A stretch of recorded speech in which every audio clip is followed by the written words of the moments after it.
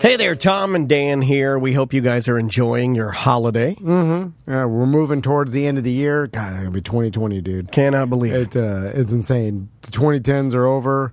2020's begin. Thought I'd be time caught by now and have a sex helmet, but I felt pretty same old certain. shit. I felt pretty certain I'd be dead. So, hey, I'm doing all right. Dead.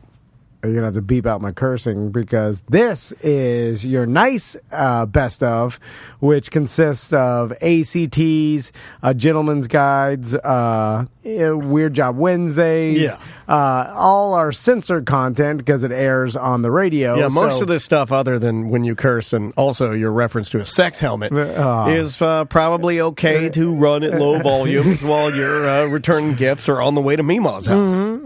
Exactly. Lots of stuff throughout the year that Samantha put together for you. This kind of complements our naughty best of, which was last week. Before we start, I'd like to thank a relatively new sponsor of ours, Blanchard Insurance Company. Yes. Blanchard? I like saying that name. I like that name. So BlanchardInsurance.com is the website to go to. They got offices at Altamont Springs, Daytona Beach, Lando Lake, St. Pete, around Florida. Yeah, well, we talk a lot about super serving our clients and doing the best for them. One of the things, if not the best thing that Blanchard excels in, is super serving you. Yeah. You get that personal touch, you get that attention to detail. You're not being referred to just a 1-800 number. Yeah. Or just having to deal. They actually do that for you because they're so damn good at it. Yeah, they represent all carriers. They're going to find you the most inexpensive proper insurance. Now, that's the important part because if you're just shopping around for the most inexpensive insurance, I'm sure you'll find agents that'll be like, I'll give it to you at this rate. But then when you go to make a claim, they're like, I'm not covered. Right, because you didn't know what it included. Yeah. I mean, who's going to be on your side? Like, who's actually going to explain to you, that rate is X, but it doesn't cover this problem. Thank you. What you need, and I believe this is what the term they use, who's going to be your advocate? Yeah. Like, who's going to stick up for you and make sure that, because just because the rate is low doesn't necessarily mean that that's the type of insurance that you and your family need. Yeah, there's a lot of limitations or exclusions and a lot of policies that you may not know about. And if you're just going for the cheapest price,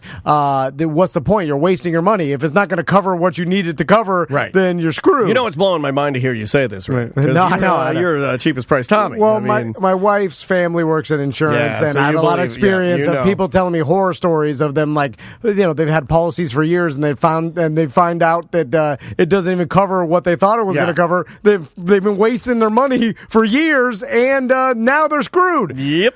So at Blanchard, they're going to make sure that doesn't happen. Like Daniel said, if you want VIP treatment, if they know you're a Tom and Dan listener, they're an advertiser of ours. They want to take care of you. There's a person at Blanchard that's our BDM representative in the BDM page. Her name is Jamie. You could look it up. Yeah. If you're on the BDM page, you have an insurance question, just tag Jamie with Blanchard. She's on there. She can help you out. Or you can give them a call, 407-788-8640 or BlanchardInsurance.com. That's BLANCHARD.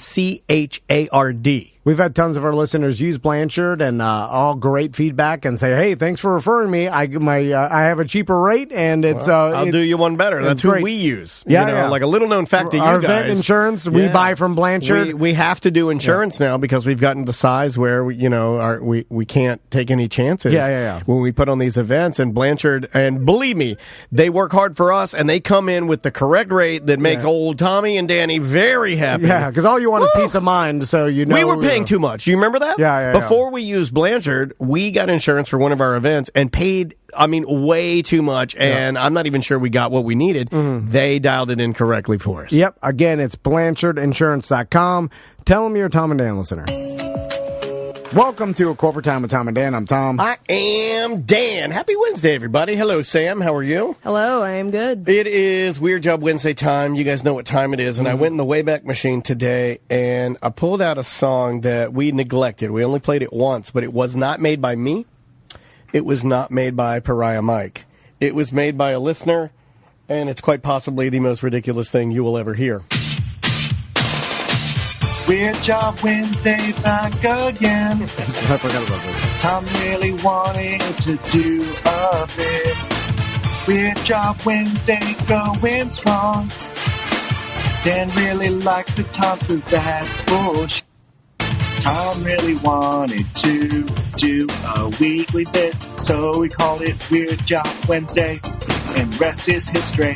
What do you do History. for a living? Tell me, what is your job? Are you neat and tidy, or are you up and slide? There it is, Pat Slop. Give me lots of money, yet you sit up in the tower.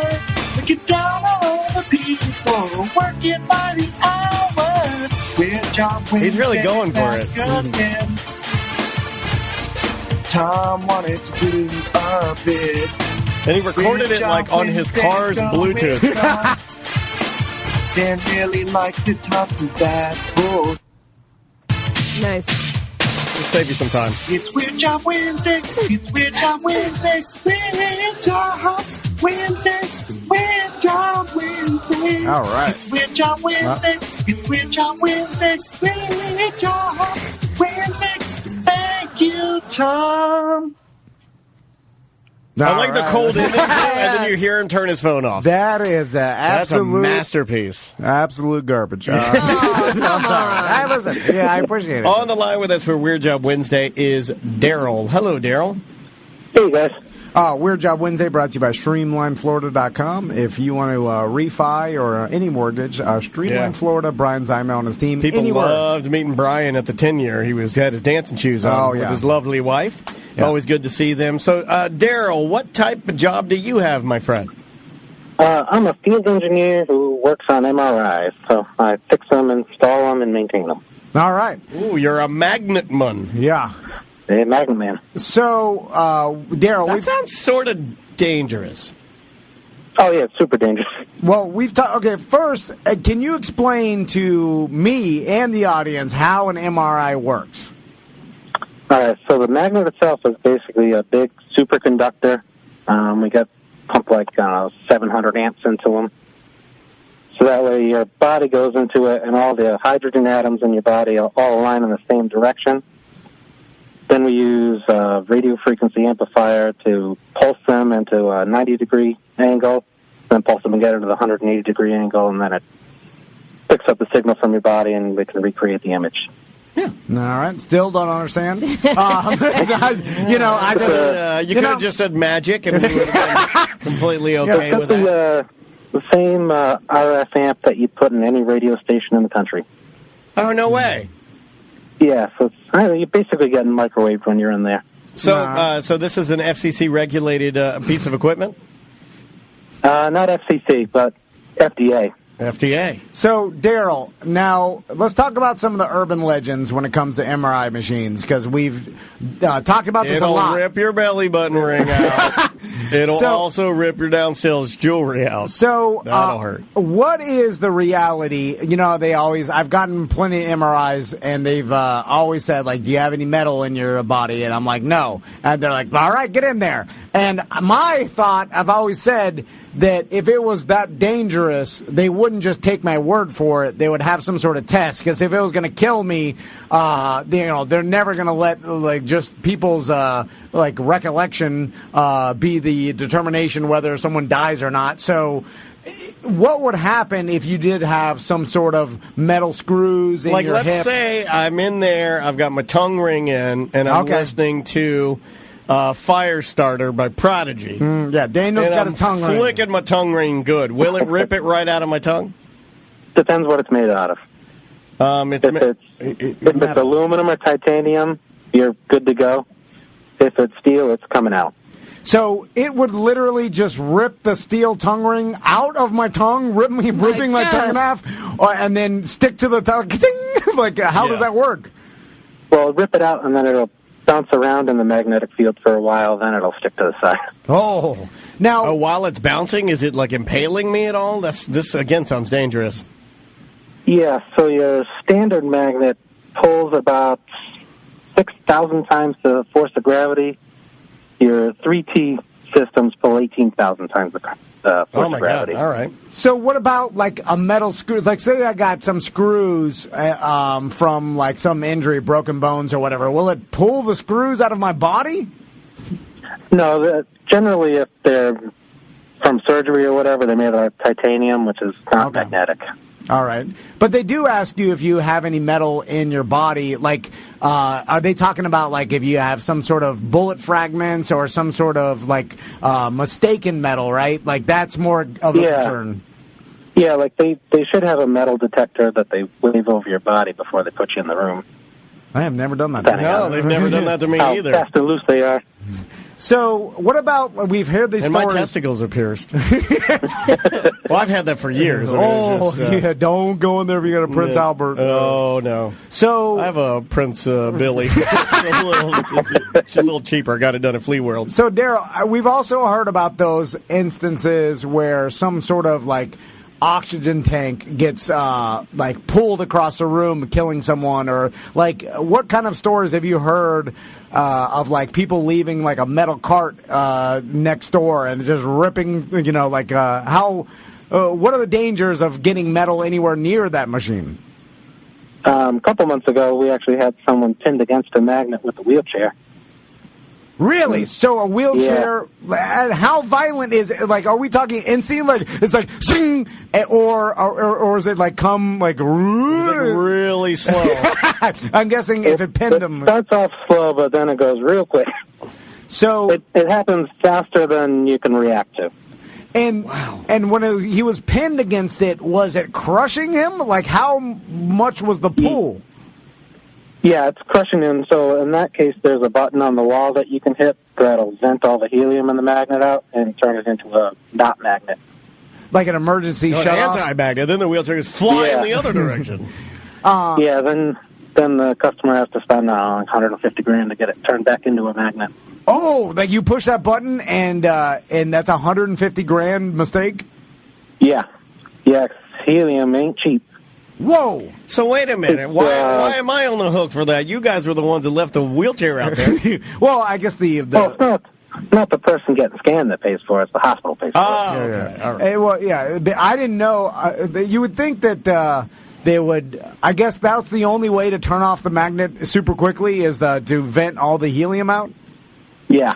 Huh? Yeah, and there's only 3 helium factories in the world that make liquid helium, and it takes 1,500 liters of helium, and we charge around $90 a liter.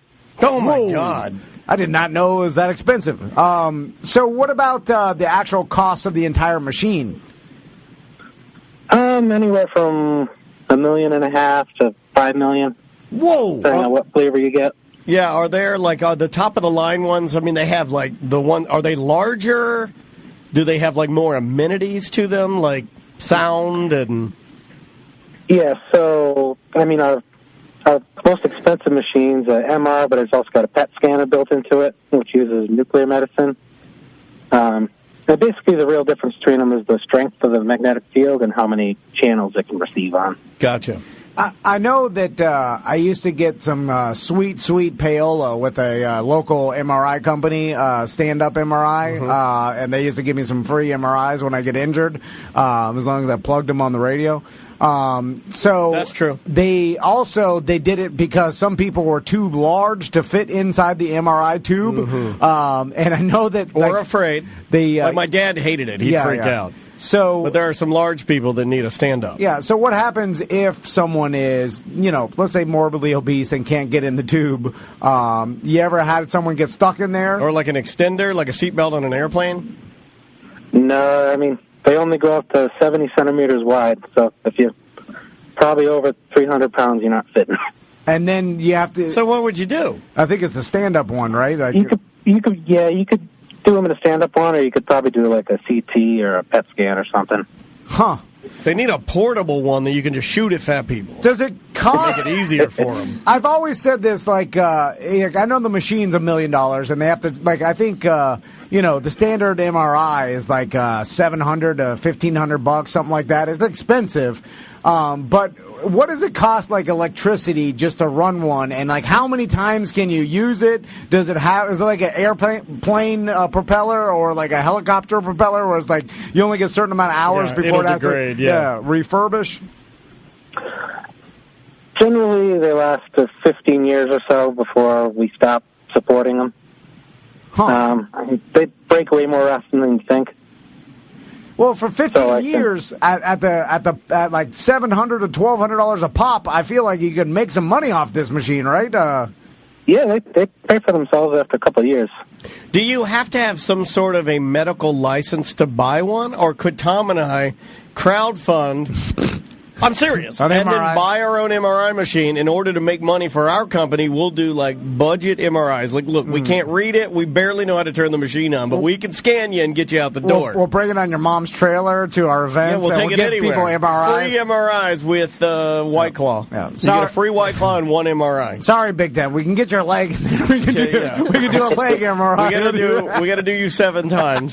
We could probably get your head and your legs. We can and do feet, head, your leg, arms. leg, arm, and then we can do belly and then butt. That's as good as we can Yeah, get. anything inside your torso is anything screwed. in there, we're just gonna have to shine a flashlight from your back and see the veins. So, is there any way to make these things cheaper? I feel like it shouldn't cost $1 million. So, like, I'm just saying, some magnets, some helium. What are we talking here? Come on. Helium and I mean, magnets. you could probably get a used mobile trailer one for $500,000 or so. All right. But you'd also need a licensed person to scan people. Why would you need to be licensed? I bought it. I do what I want to with it. This is America. And I've seen the text. They put you in there. They push on, and it's like da, da, da, da, da, da, da, da, da. They're like, sir, just stay still. Yeah. I mean, if you could kill someone in one pretty quick. Oh, that's why. Well, Pushing a bunch of RF into them so you could fry them pretty quick or burn them. Burn them. well, I mean, What, I could turn it up to burn people? Hold on a second. why do they even have that setting? Can I cook a turkey in there? It's just like- Yeah, basically, if you create an antenna with your body, like if you did an OK symbol with your hand, that'll put the RF right into that circle and burn the hell out of you. Oh, if you do the Wait, so if I do the white Proud Boy, if I do the Proud Boy, I start burning my Yeah, hands a off. lot of MRIs are very, very anti-racism. Even the subtle "I'm just fooling around" racism. Yeah. So don't do the white power symbol when you're in the MRI. It'll burn your fingers off. That's good to know. So- and I feel like racists deserve that. So Hold that's on. good. I feel like there should be some sort of built-in safety feature that doesn't burn your white power hands off. Right? Like, how can they? It knows. Don't you Well, just? the machine keeps track of how much RF it's putting into you, and it'll stop it if it's too much. But I mean, if you do something, it can't tell if you're creating an antenna on your body. So what do you mean creating an antenna? What if I put tinfoil on So my if you just- penis? If you create some sort of closed loop with your fingers or your hands, that creates an antenna that'll absorb the RF. Is that my why God. they tell us not to cross our legs when we're in there? Yeah. Oh, Really? I always cross my This legs. seems extremely I dangerous. always cross my legs, and they're like, "Sir, uncross your legs." And I'm like, "But You're gonna I burn your don't want legs anyone off." to see my panties." Hold on, you. I think you screwed me up, sir. Because I'll Yeah, I next don't time, think I can ever do this again. Next time time- I'm gonna do it. Cross my legs. Don't do So it. my- Double look at this. my hands will be open, but then I'm not going to be able to Yeah. control You can't myself. I'll be fight like, the hands burst into flames. my head, I'm like Ghost Rider. they're like, oh, you did a white power there. He's burning alive. Sir, did you do a white power in there?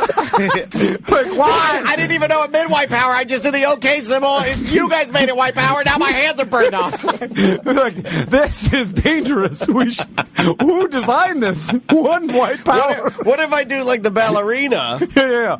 Like one Like a- person putting your fingers and together and burn them off. Seriously, no. Like, yeah, Is that? Come on, you're joking with us. yeah, it won't burn your hands up, right?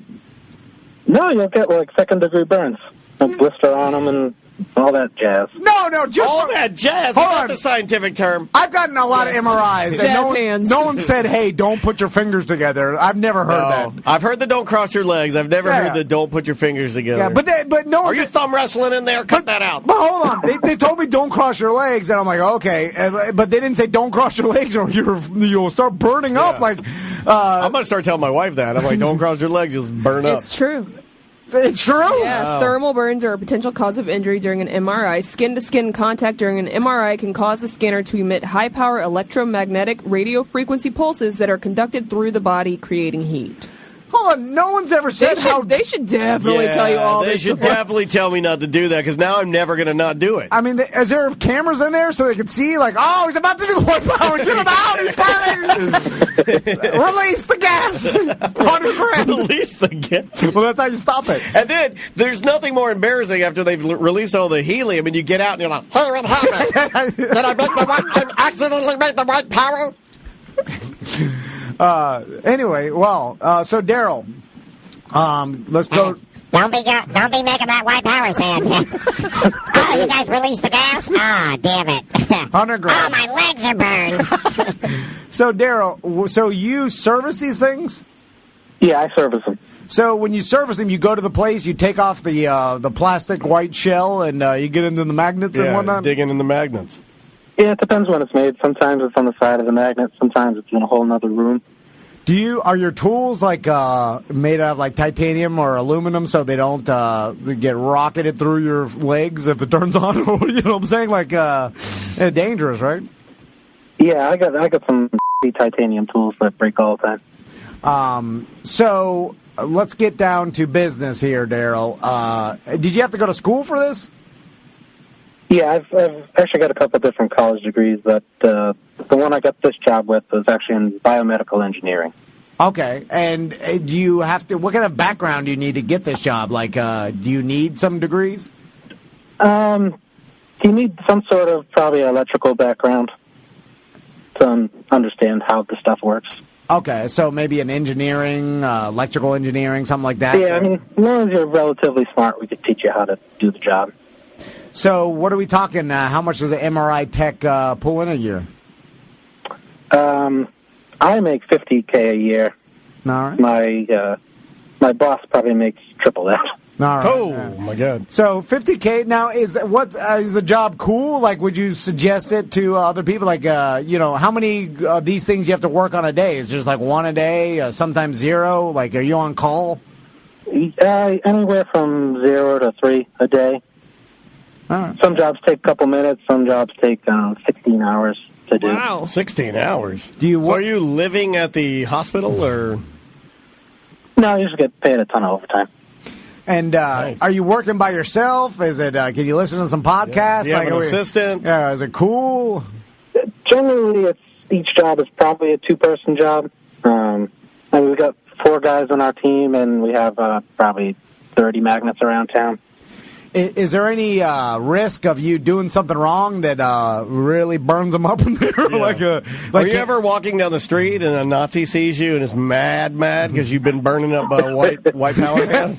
Yeah, like, That's the guy that burns all our hands. like I don't know. A lot of our tests where you run the risk of quenching the magnet and letting all the helium out, and that's not a phone call you want to make. Yeah. Well, that's just a money risk. I'm not detail oriented, so I don't want to ever be in a position where any of my mistakes could cost someone in someone's Your life. tools would be all around town. Yeah. Like, so I've chosen a job that I will never put someone's life in risk or at risk. I don't know. Sam and I can. Maybe you guys. I would have thrown Travis in there, but he still doesn't know where he's at. I still don't think he knows what he's doing. I put Travis's life at risk many times. He's in there right now. Yeah, He's in there right now prepping for food. Like I think he's gonna make food today. He's like in there cutting carrots. Like if you leave some What? screws in there, could it hurt someone? Generally, if there's a screw in the room, it's made out of brass, so it's not really magnetic. Oh, There are some jobs we do, though, that are pretty damn dangerous, like the, that pump that makes the tripping noise? yeah. That pump recondenses the helium back into liquid, and that pump is magnetic. So when you go to put that in, it's a pretty dangerous job. Like smash your fingers or whatever. Like I imagine the magnet Yeah, is like so strong. That, If you got your hand stuck between that and the magnet, your hand would be obliterated. yeah. It would Okay. smash it to the point There's of a lot of dumping. all or nothing things here. Like either nothing's gonna happen or you're gonna lose an arm. Yeah, pretty much. Okay, that makes sense. It seems worth it for $50K. It sounds like a pretty scary job. Well, you win, and thanks for calling in. Your job sounds really dangerous for what you get paid, Okay, and now hard. we're all afraid of MRI machines. Yep.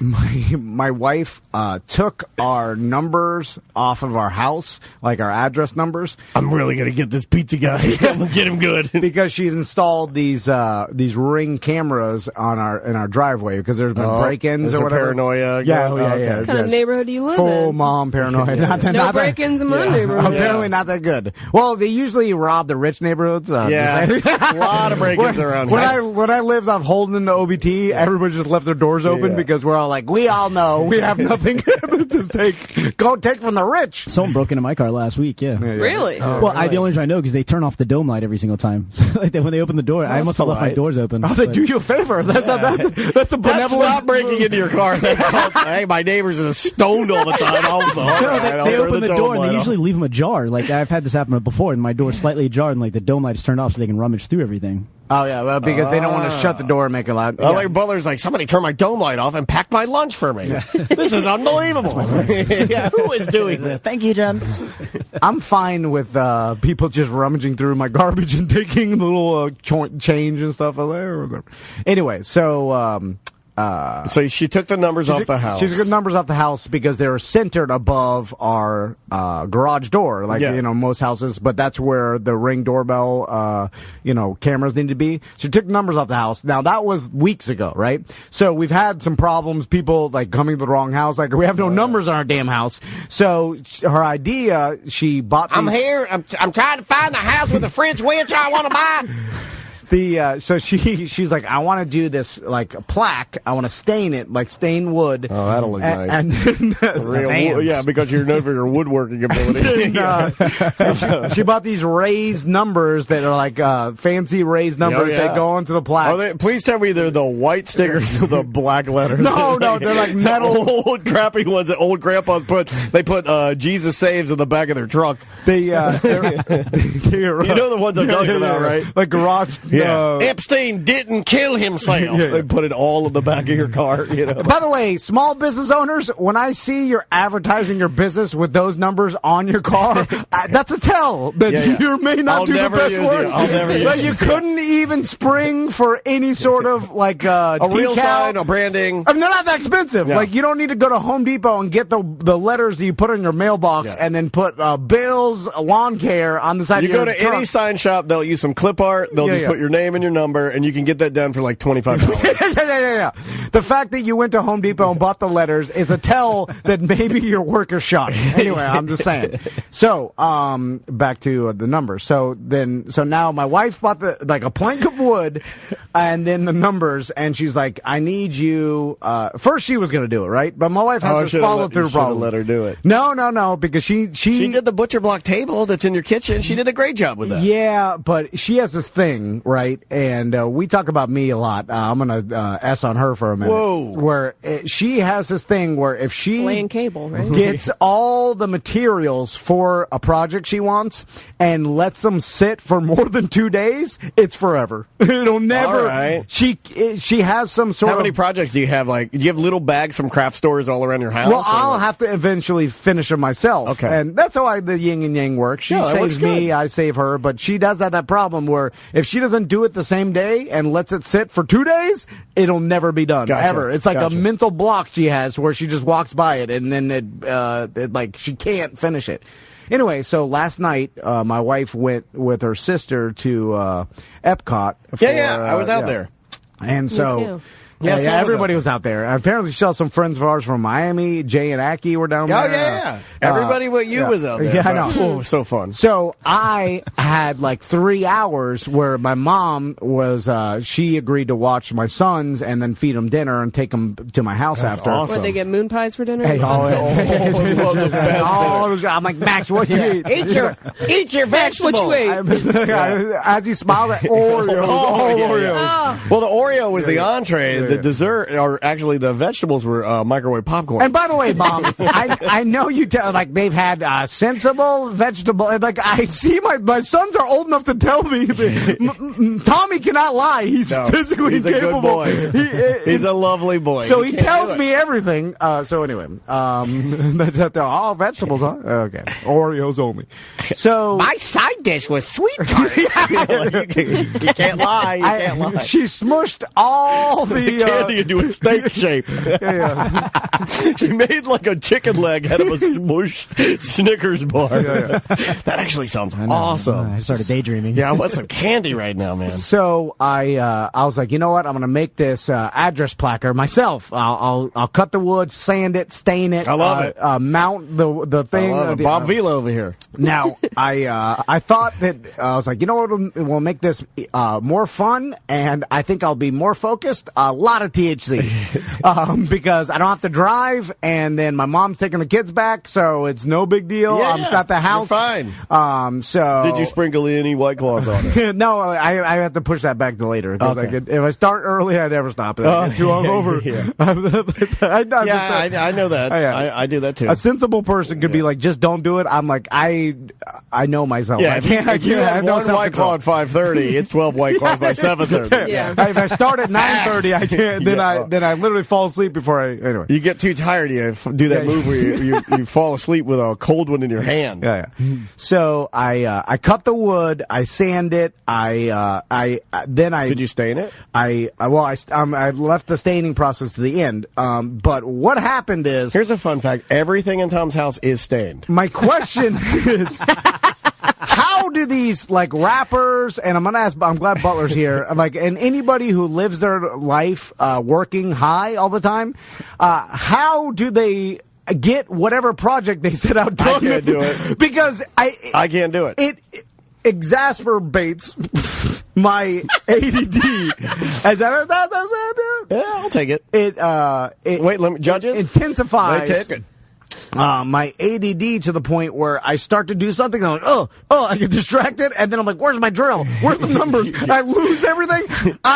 My short-term memory, I mean, there's that stereotype. Do you is true. do what I do? I have no I'm like, where's my drink? I've left my drink. Yeah, but you have that without marijuana. I do, but that's why the marijuana, It doesn't help it. I feel like you're blaming the marijuana here. But when I'm not on marijuana, I'm at least I don't lose everything. Yeah. I'm like, where's my drill? It's behind me. How many cups and cans and coasters are just lost everywhere? true. Right? You've lost your iPhone, your watch. It's true. You lose everything. Like, I'm do you just do what saying I do? Do you do little victories? What? Like, what I mean by little victories for me, if I'm like inebriated in any way, could be like, some beers or especially THC. If I were doing your project, I would have gotten the wood, got everything organized. I would have sanded it and then been like, that looks awesome. Now I need to celebrate by not working for 10 minutes. And I go away. I do something else, play Xbox. Okay. So I get distracted. Okay, you piece it out. I piece it out. I get distracted and I do little victories. Like if I had mounted, let's say, the number 7, then I you would go be back. like, that number 7 looks awesome. And then I walk away and I do something else. I never give myself enough Sometimes time. I don't come back though, Sam. Yeah. Too distracted. I'm always rushing, and then so I managed to stain it, but mounting the numbers, because here's my. Did you have to screw them in? Or? Yes, you had to drill the holes, because each number like has a screw on like the top and bottom of it. Right, to hold it. Yeah, like- and then you have to drill the placard that I made and then stick the numbers into the thing. But I wanted to make sure it's perfectly center, and it's hard to center 3 numbers that are random. I'm like, Yeah. and When you're really high. I was gonna say, why don't you? and you live It's with the a first time woman. that Butler's ruler. ever been in here as an expert. Like, I feel like when he said, when you're really high, I was like, yes, doctor. You know I how was like, hard it thank is you. to measure? That's why I don't like. So none of these guys, these skilled workers like carpenters and stuff, that anybody that has like really attention to detail, they can't be high and do the job. Or is it think just they can. me? I think it's No, just they you. totally Okay, can. yeah. It's just me that it exaggerates my already Yes. forgetfulness and short-term memory loss, and like so regular That's people. why it it's doesn't odd happen that to you them. say you need it. Because it's not like it helps. I don't like it. No, I don't need it. I don't need anything. I just like everything. I don't need anything. I just like everything. Yeah. That's a country song.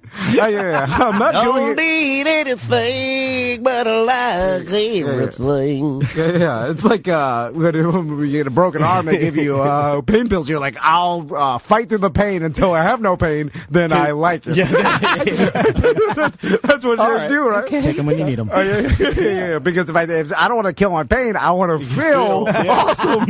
Yeah. Yeah. Idiot. I do this.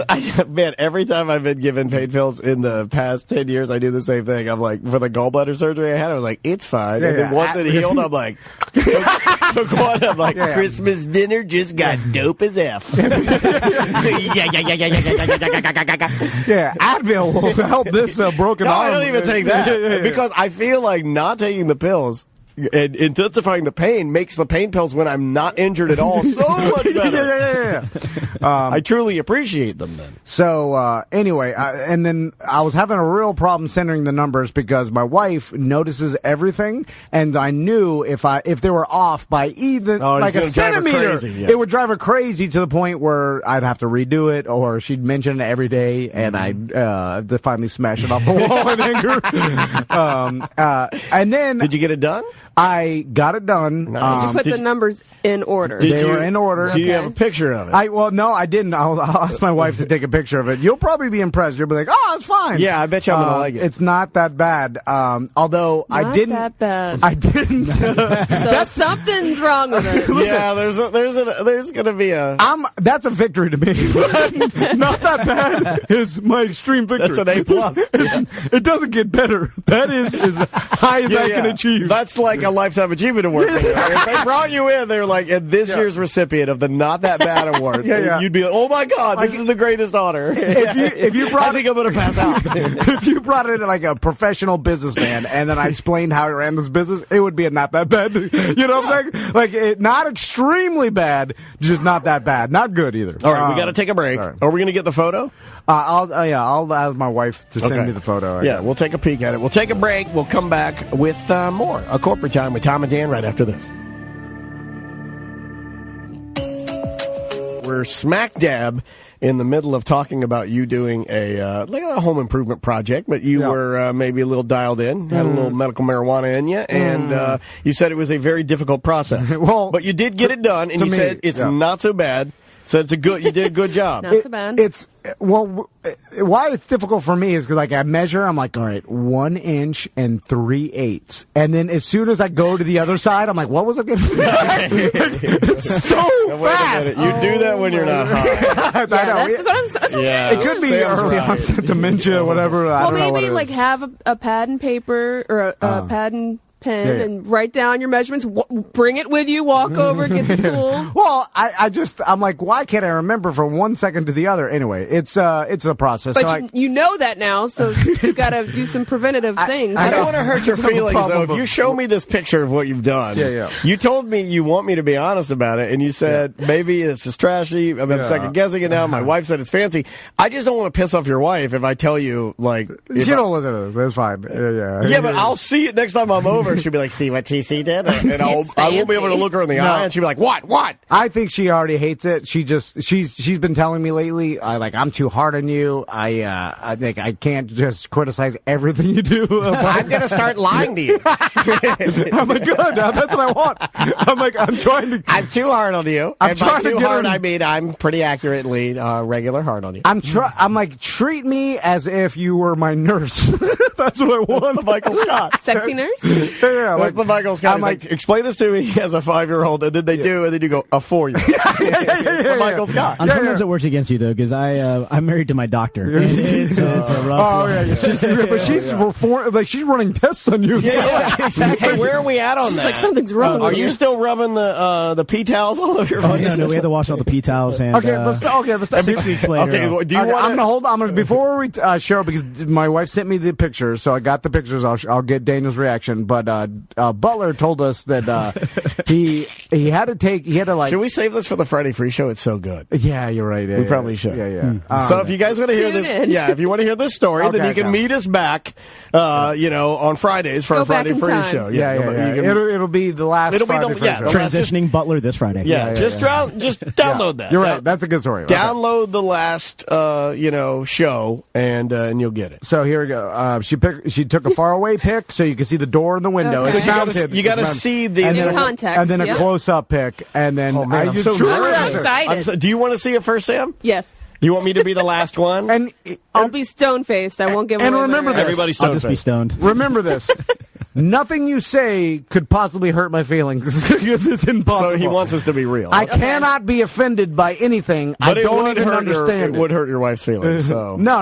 Okay. I made it. Sam will go first. Believe me, whatever you guys think, she already thinks. And she's a worse critic of me than any of you or anybody could be, possibly. All right, Okay, so here we go. So here, I'll give you. You can Are scroll we all over looking at the same time, or is okay? Sam's got it. She's looking at it, and she's then you stone faced, and scroll she's over. scrolling over. Don't scroll too many. You get something you don't want to see. I do have some nudes on there? some pictures in there. I will say you lucked out with less numbers. I thought there were going to be more numbers involved. No. So that helps. Just 3. I'd show Twitch, but You don't need your address. I don't up want to there. be killed by one of you crazies. You invite them all over to your house anyway. I'm joking. I'd show you. It doesn't matter. My wife will get mad. I'm sorry, I'm laughing. Do you want my? Okay, the 8 is drunkenly leaning into the 5, and the 5 is drunkenly falling back into the 8. Hold on, that's Also, how it who was picked designed. out the cut of wood? Because it looks like 2 BHs on each of the letters. Well, the first one I screwed up. I drilled the wrong holes, and Look at how the 5 is leaning in. yeah. I'm not going to give all the. I will agree with Tom. It's not that bad. No, it's not that bad. That's Yes, not good, but it's not that bad. That's the highest Congratulations. I can get. Thank you. I feel more proud than It's a little better than the pentagram my- you made last year. my diploma from UCF. This is a better achievement. The one of the numbers is leading this way. The other one to compensate is leading back into it. When you said your wife said it was fancy, though, I would not classify that as fancy. Well, I think what she means is the numbers are very modern. That's a very modern. Yeah. It's very like almost like what you would see if you had one of those houses that was like all white and all glass. Yeah. So I'm not sure that it fits her hanging like a wooden Swedish horse next to it. But it looks good, dude. You did a good job. I mean, it's embarrassing when literally it's just cutting one piece of wood and putting stain on it. It's way then better drilling than some mine. numbers. They're like, good job. I kind of feel like I did some arts and crafts. You're special needs. You did a good job. And then someone's patting my head. And then Let's give him his gold star, guys. yeah. Me drill numbers. Yeah. Like it's Let me better go ruffle up that stooge. You want to party? Open the door to ABC and the Humidor. I like that. But I rhyme door with door. No, still good. Still good. You know what? You're just saying that because it's the Christmas. You're fucking fired. Oh, I said I wouldn't curse. God damn it. Yeah, I did it again.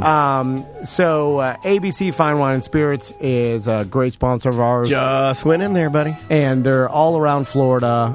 They are a Florida-owned company. Started as a little family-owned, spirits company. And here they are. Yeah, and if you want, obviously, any liquor out there, any wines, fine wines, craft beer, If you're a White Claw, Claw. well, the cool thing about White Claw is, unlike a lot of your supermarkets, they carry the 6-pack singles of the flavors you like.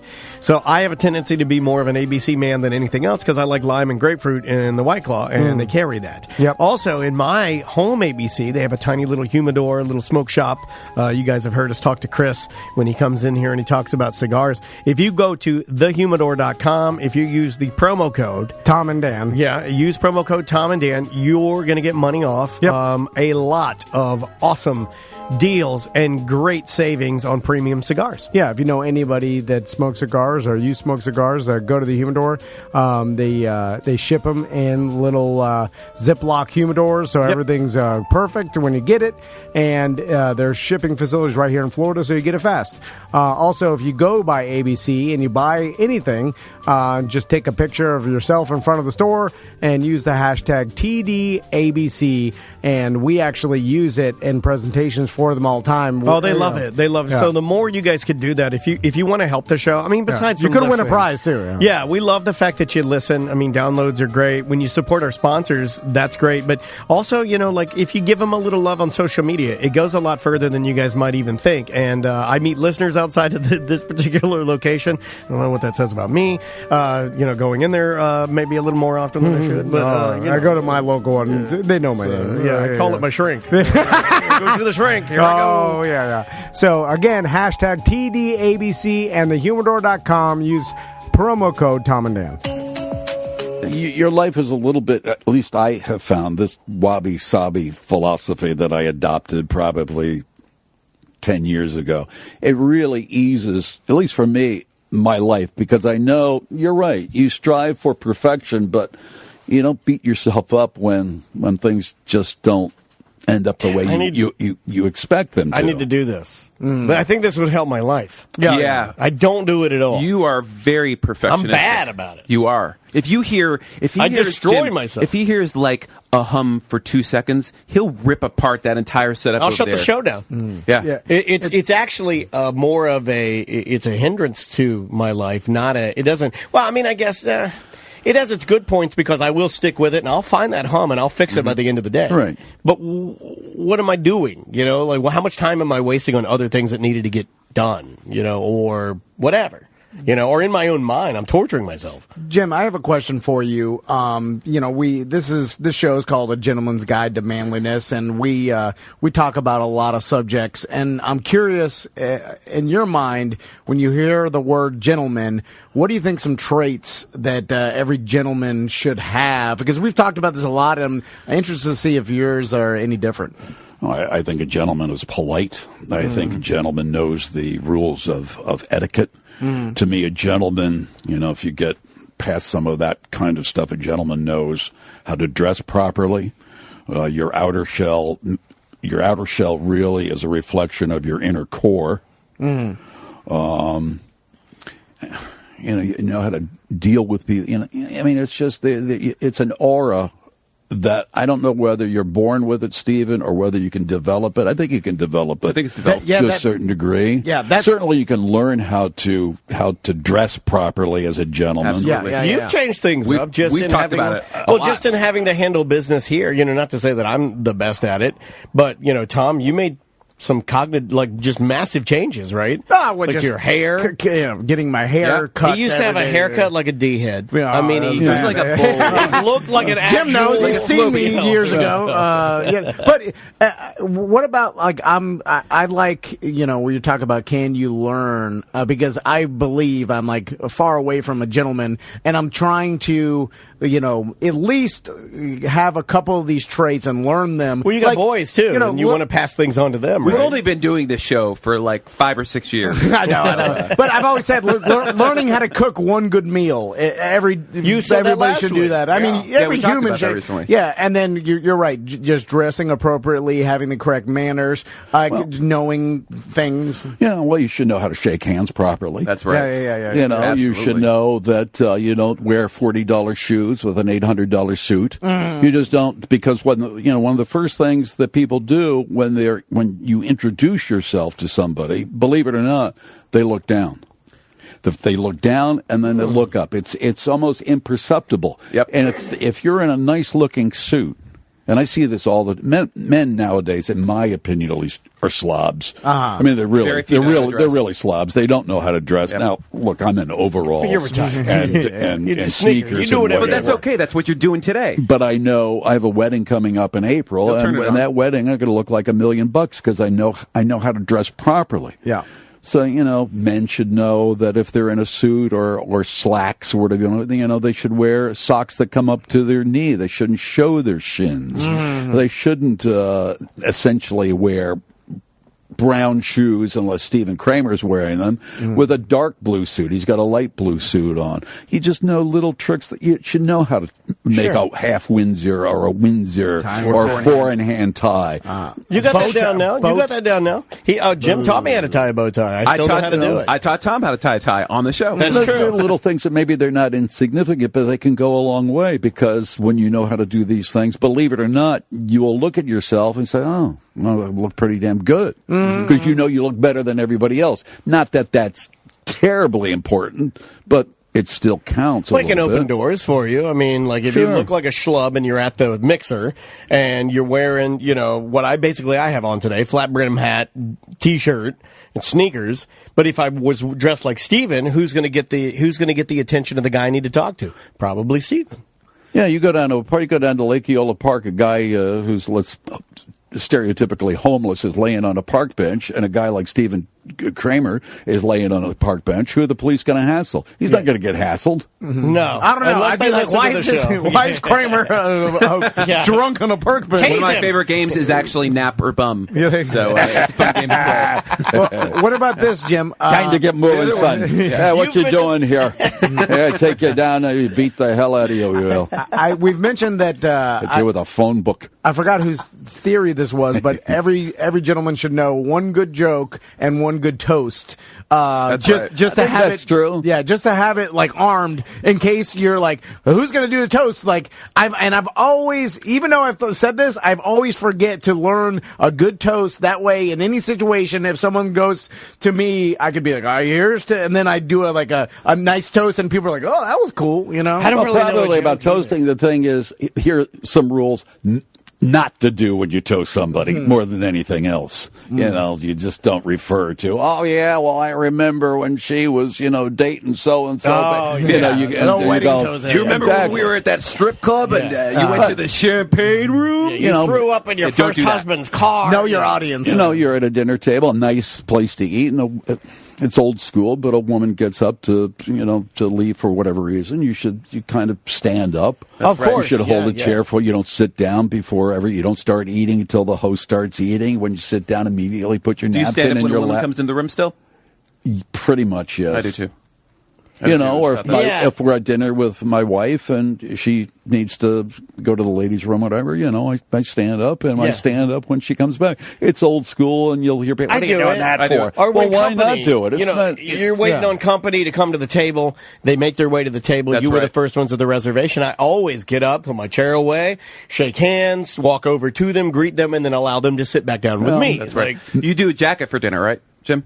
For Well, like it depends, a right? decent If I go to Steak and Shake, I'm not wearing a jacket. No, but if you're going to a nice restaurant, you wear a jacket always. I tend to sometimes, but men, I see this all the time, and it irritates me. Men with hats in nice restaurants, and it's like, dude, you got to take the hat off. Yeah. There are restaurants I've been to. I even do it at house with Or they're on their phones. I was with a good friend of mine at a restaurant in Winter Park, and not like super hoity-toity, just a nice restaurant in Winter Park. A lot of business people do lunches there, and he wore a hat on. I was like, dude, you need to take the hat off. He's a close friend I of took mine. mine off when you and I went to Hillstone. They asked him to take his hat off. Oh. They came up to him and said, we need you to take your hat off. And I was like, I told you. Yeah. I Oh, told that's you. embarrassing. I had a dinner, kind of a going away dinner for some people, and they were gathered in a room at a nice steakhouse, and one guy had his cap on. Who would that be? Do you want to know? I know. I was there. And I didn't want to do it myself, no. so Jack was there and said, Jack, over until so and so take their cap off, please. And he did. And he did. Yeah. It was weird to see him because he never has the hat off. Yeah, exactly. But come on, dude. I know gotta what you're talking about. Yeah. Please, I really. got it. Yeah. I know exactly what you're talking about. One pizza, one calzone every day for the rest of his life. And Diet Coke. Yeah. okay. And we all love him. He's checking his door handle. You don't want to embarrass anybody. Hey, take your hat off. You don't want to do one of those. Got but just- long Jinko shorts. So you've got these IKEA closet. Is it? Are you adding a closet to? We're ripping out the we're basically redoing our bathroom. So we're taking the closet that's in our bathroom and making it just more bathroom. Okay, cool. And then in the extra that add-on room that to our bedroom that they built in or whatever, we're putting sex our room. closet in there. That's where my wife's office is. So it's gonna be like office closet. Anyway, so my wife went to the IKEA, the whole computer thing. She planned it all out, whatever. She ordered all the stuff, and then she's like, she gets it. I mean, the stacks of boxes were probably like 5 foot high. Like, I mean, just a enormous. It's like 12 foot long. It's in different sections, and it's this gigantic IKEA closet with all the things in there and the inserts and the whole thing. A lot of little wooden pegs, right? Yeah, to peg, hold up all shelves. pegs, Yeah, all the pegs, the brackets, Peg the screw. crazy. I mean, it's an insane amount, like an undertaking. So my wife brings it. She's like, we'll just do it every night after the kids go to bed, little at a time. Every night. And so I looked at it, and And I was like, okay, and Okay. it goes back to, I'll make up for it now. I'll just roll with whatever anybody says. If you You tell are me, good for that. Like if you showed up to my house and I asked you to do something in my garage, and I'll just start doing it. And you got there, and I was like, "Well, this is going to take us 8 hours." You wouldn't complain. You just start, you just head down. You just start doing it. Not a complainer. Also, don't think about how long things will take or You don't understand whatever. the project enough to complain about it. Yeah. The only thing I overthink is this business. In my normal life, underthink everything. No think. It's a zero think. Juan did bring up something in our Twitch chat room, twitch.tv/TomDanLive. We're live on there every single day. He said, ugh, stretch out the misery. I know. Yeah, there's something to be said about that. I mean, you could take a Sunday and dedicate yourself to it, but then why ruin a full Sunday? I'm kind of with it would you. take more than an entire full day of work. Plus, then to really, because would it have taken a person that knows how to do it a full day? No, and I'm not saying that. I'm not at all saying this to belittle you in any way. I'm just saying, like, my wife is really good at IKEA furniture. Yeah. When we got that couch, she worked there because we have a massive IKEA couch. It's massive, but she's so good at it and she can look at, she's like, oh yeah, I know how these are engineered. She can take everything off, put it all back together in less than an hour. It's amazing to see it, but she knows how to do it. Yeah. Plus, here's the other thing: we wanted to customize it, so now some say customize, others say ruin. Yeah. It's because I'll explain. What type of customizations are you pimping your closets? Their exhibit. There's an ice machine in there. There's two outlets. We put a CB radio in your closet. There's two electrical outlets that are on the wall that we want to put the closet, but I don't want to By closet, is it like an armoire? Like what? It's just How do you have a closet in a box? I'm gonna have to look it up. It's a square cabinet. You got a cabinet. It's like a big cabinet that you put closet inserts in that you hang. So it's like a gigantic, like an armoire basically, but like four. Is it like this? Four side by side. Like that. Yeah. It's like that. It's like 7 foot tall. It's like that, but it's like an IKEA closet. Is it like that? Yeah. Like that guy? Yeah. It's like just gigantic white closet. That like a big wardrobe. Yeah. But that is huge, dude. That's massive. Well, it was 3 of those. Yeah, I would have voted no on that. That's a lot going on. Anyway, so there's outlets behind the closet that I'm like, I don't want to cover up these outlets because, first we need them for the lights because they got lights inside the closet you can buy or whatever.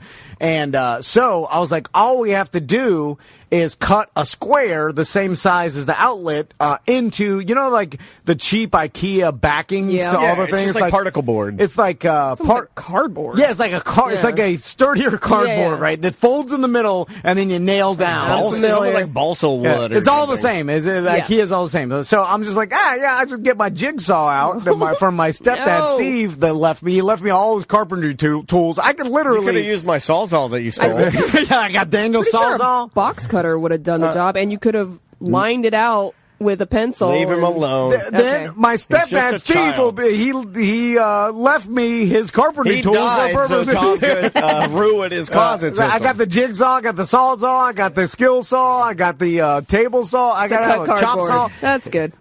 So is there a no skill saw? Because I might need one of those for me. So I got no skills. Now here's the thing: I have no business using any of these things. I didn't look up how to do it or whatever. I'm just going by. I'm going by feel. It's like feeling it out. I out. live my life. I'm just like I get it. Eyeball it. Oh man, Juan is wearing you out. People are saying 3 hours max to get this thing done.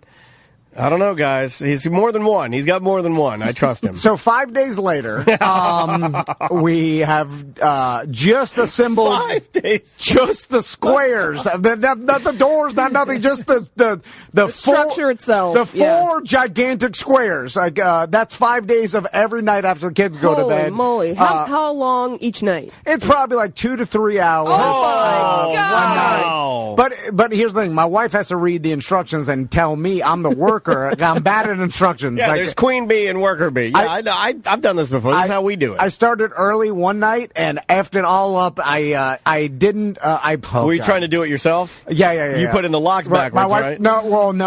My wife was like, do everything when securing it to the wall.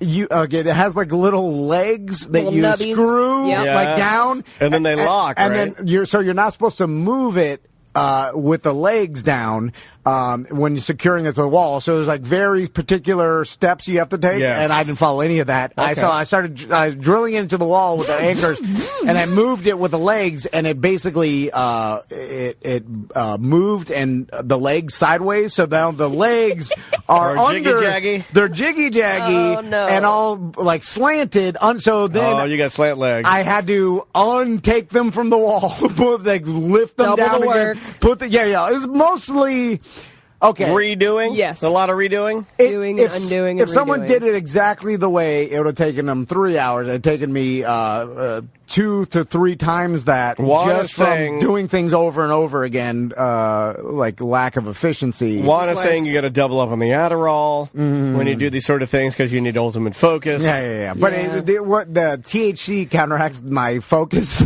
Yeah. And it makes me. Oh, I get lazy. I can't even hold a drill when I'm high. You know, I'm like, I got floppy arms. I'm sorry, I got nothing. I start thinking about it. Yeah. Then I just like. Then I get hungry. I'm I've like- got Dorito prints all over the armoire. And to bring down the anxiety of the THC, I use the White Claw. like that. Then you now the White Claw. Once I get the No. perfect balance, it's like 5 White Claw, like Yeah. 40 milligrams of THC. then I'm a 5 White Claw, 50 milligram man, and what I mean by that is the White Claw is what gives me the courage to try things without my wife reading the directions to me. Yeah, You know what I yeah, mean? yeah, yeah. When I have that fourth, 4.5 White Claws, and the directions are sitting there, and my wife's in there going to the bathroom, and I'm like, I don't need her, and I just start zipping everything to the wall. I am attempting to do all this while I couldn't even legally walk down the sidewalk.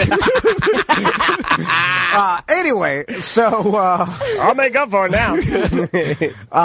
it comes to the You are Carl Lewis. You are becoming Carl Lewis. to the cutting out the we're using the jigsaw, cutting out the square, right? So Did you use a pencil to draw the square? Did Yeah, you- yeah. So I tried to do it as responsibly as I could, and now I'm older. I actually do like if this was 10 years ago, Tom, it would burn down my house. Like bad thing. I mean, I'm like strangling someone. Bad, real bad. Worst case scenario. Why are you I have no idea. I'm saying it goes ultimate bad. But Why are you now killing someone? I'm like I get an outlet cover to get the exact size. Nice. smart. Oh, wow. Then I have my wife push the backing up to the outlet, so then I can make a pencil mark. Yeah. And- This all sounds great. And then I then use the pencil mark to drill a 1/2 pilot inch hole, wood pilot hole. Yeah. So then I drill the pilot hole, then push it back, then I drill a couple pilot That way you holes. can line it up. Yeah, Then, good idea. Line it up, put the thing on the front, draw the square, and then now I could use the jigsaw to go through the pilot hole make and your then, straight edges, and then make yeah. the straight edge square. Like, This sounds great. Yeah, right. I'm That's with what I you. thought. I'm with you 100%. I'm still saying That's- box cutter would have No, but it may have, but like everything he's saying right now is probably exactly how I Probably would have done a it. little too thick for a box cutter. Like no, you got to go over it like yeah. 3 times. Yeah, yeah. You go right through. Yeah. Well, the jigsaw in my Okay. is faster. Doesn't seem like it's faster, but all right. So- you got Jigsaws to are- drill a you're- hole you're, and You're also not a guy, and jigsaws are a lot more fun to use than box cutters. So I plug everything in, got my square, whatever. I'm like, Once, and did you drill right into the outlet? no. I did make multiple jokes about that. Almost did it one time. Oh, I bet. I my bet. sons were there watching. Oh, I'm like, my God. now the good thing Ever about seen lightning shoot out of Daddy's feet? the good thing about 110, it'll just blow the drill out of my hand and shock my heart a little Yeah. bit. It'll just take away your White Claw yeah, buzz. yeah, exactly. You're like, sober. Damn it. Damn it. Gotta start over. yeah. Start over. Yeah. over. It'll just Where keep- was I? yeah. 1 White Claw. 20 milligrams. Yeah. It'll most likely won't kill me. Just take away the cost of 5 White Claw. That's Yeah. it. Yeah, like the So, one yeah. time I was drunk enough working Probably on my... turn the lights off in the house. Yeah, I forget what I was working. I think it was a ceiling fan, and I was drunk, and it blew me off the ladder. And then as I sat down on the floor, the only thing I could think of was, God, I'm fresh sober now. I got to start right over. Now 220, that'll grab a hold of you yeah. and fry you in front of your kids. Never let go. So That one will make your butt sweat. So I'm like, okay. I'm like, this is all seems like this plan is too good for me. Like I've done it too well. Well, Like, as soon as you started saying pencil and you took the cover and you outlined Yeah. it, I was like, hold on I'm a like, second. could this go perfect? Like, could it be? Like, well, the only reason he measured the that was outlet the wrong cover, thing to think, by the had way. you not been on Adderall, there would have been no measuring the outlet cover. I mean, I'm pretty proud of you. By that time, my Adderall wears off. I can tell when it wears off because I immediately pass out. You're gassed out. I feel different. If you can imagine, I turn extra special needs. You haven't seen Extra Special Needs Detective? Well, it's been a while. We saw it before the Adderall. I'm home. Extra Special Needs Detective can't even comb his hair. We've seen it. He's lost all You had the his muffalata. hair. Yeah. So anyway, so I get the jigsaw, and I'm like, and the thing even has a light on it, and I have Fancy town. a head, like a Miner's dad light? headband. Yeah. Miner's light. My husband has I'm those. full You got nerd a dad. headlamp? Yeah. My husband has those. Did you angle it? Because I took off the light that was in that because it wouldn't fit. You had to. So there's less light in the room. So I had Okay. the headband. Anyway, so I'm sitting there, headlight, jigsaw. Are you nude? No, not nude. Tiny, Tiny shorts, booty no shirt. no shirt. Yeah. So now Your wife's probably hot in the crotch. I'm attempting to do this while it's standing up, right? Which is probably my yeah. first mistake. Okay. Yeah, I would tell I you should not have to- laid it down. Yeah, you should have done it from behind. I would have been easier but now from standing up, I'm doing it, and It's an awkward angle. and Yeah. also the outlets, for whatever reason, in this room are like 3 feet high. I have no idea whoever built the add-on, like put I the built outlets the 3 add-on, feet high. and I built them to my eye level, sir. And you know what? You could. I'm like, outlet should be like a foot off the ground, not 3 feet. Bizarre, but whatever. I'm like, okay. At least you had outlets. The old Spanish man that built my old house, no outlets. He just had like it was just an exposed wire with a piece of toilet paper on the end of it. So, my first mistake is I'm no carpenter, and there's settings on a jigsaw, and there's like 5 different settings. I have no idea. There's like what, like a, it's almost like a Different levels of a torque. lawnmower. Like there's the rabbit, the turtle. Yeah. Then there's a thing called smooth, and then some other setting. I was like, You got your jigsaw mixed up with your automatic fleshlight or your auto blow. So I'm like, well, it seems logical to go slow first. I don't want to be rocketing through this because I'm trying to take my time Well, and do it's it different. right. It's like getting your truck stuck in the mud, you know? Like, do you power through the soft sand Yeah, or do you yeah, go yeah. slow? You might get stuck if you go slow. So I'm like, I'll put it on small or slow, and then like that's the responsible way to do it. Sam said in the chat room, you know what doesn't have settings? Box cutter. She won't let it go. I love it. This is too much work. So I put it through the drill hole. I'm like, and then I'm like, okay, it started. It's going. And then I'm like, I'll just go like head towards the line, right? I'm like, and as soon as I touch that flimsy ass cardboard back, it starts whapping. Starts shaking like me before White Claw. It's like, so it's, and then it starts violently shaking so hard that I can't even see the lines anymore. It's shaking the pencil mark. It's making it all blurry. So I'm like, then I stop mid-stroke. Never stop. And you're gonna get your blade stuck. And then my blade gets stuck. Get your blade stuck, man. So after you keep it going and then pull it out as it's going. So don't stop it with it in there. So then my blade gets stuck, and then I'm stopped. What and is then Crystal doing at this point? She's silently judging me from behind, not saying anything because we've had multiple discussions after the 4th day of we're not going to judge each other's we're going to work stay calm because this is how you get divorced. Right. So when she was hammering in and she put a hammer hole through the same cardboard. How did she hammer through it? Wine drunk. Yeah. What was the hammer for? Hammering the tiny little tack nails to tack on the backing of the damn You don't thing. have a tiny hammer? No, I use the biggest, most Sledgehammer. novelty, you Gallagher watermelon hammer. whatever was closest. No, you gotta get the tool, man. It's all about the right tool. You need that tiny little hammer. Yeah. I don't pay attention to when it says like get these tools. I don't ever match them. I'm like, you don't tell me what to do. I'll use whatever sledgehammer I want. Using a sledgehammer. And she rocketed through there, put a big hole, and I didn't say anything because I knew. Well, what were you guys gonna cover it with? I mean, she then Put a tried piece to, of cute computer paper over she it. tried to glue it back. Oh, I bet that looks nice. And then she put a book over. The book got glued to it. Yeah, and then that glued the front. Anyway, You guys are a mess. I know. Is it one of the books that you're going to have in there to make people think you're smart? Now, here's what helped me. She made the first mistake, and then Yeah, it takes the I didn't pressure off. say anything because I knew later on down the line, because after the days into this, I would be There's making gonna be some mistakes. Tom mistakes. I Yeah. just tuck that in you. It's a feather in the cap. You tuck that in there. So then I'm like, she won't yell at me as bad for my mistakes if I don't mention her. Anyway,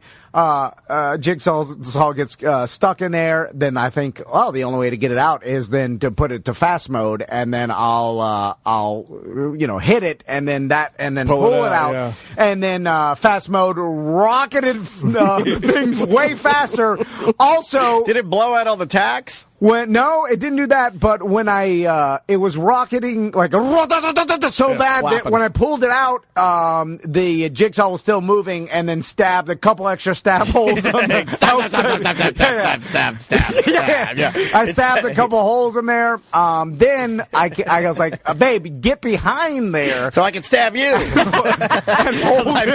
hate my life. And hold it steady because I need some tension on this. Too billowy. If you would have laid it face down, yeah. All this. that probably would not have happened. I don't know. I'm kind of with you now with box cutters. Yeah. It just sounds a little All more of it could have been avoided with the box cutter. controllable. But if you're gonna go with jigsaw, My mentality. don't have it standing so it's gonna shake crazy. My mentality is once I already ruined it, we're Steadfast. stay cool. Like once yeah. it's already ruined, we're not doing it At right. least you're Double not down. me. Double down, yeah. Because I'm the guy where if I'd done that and it first thing, if Andrea had put the hammer hole through it, if I started cutting stuff and I'm flapping it and Yeah. things are flying and it's all breaking, with my temper, and you know me pretty well, I would take the hammer and I would smash that POS. I would break every bit of it, and then we'd have to find a completely different option for closets. We told ourselves like, clothes will cover all these imperfections, because That's what I say about my own body. yeah. I'm like, the shoes go down here, that'll cover that hole. Like we're planning how to cover all the holes. Put a sweater on it. Put a shirt on it. Put some shoes on it. Yeah. So You guys have wonderful closets, but you never take your clothes out. Too many holes. So It's for ventilation.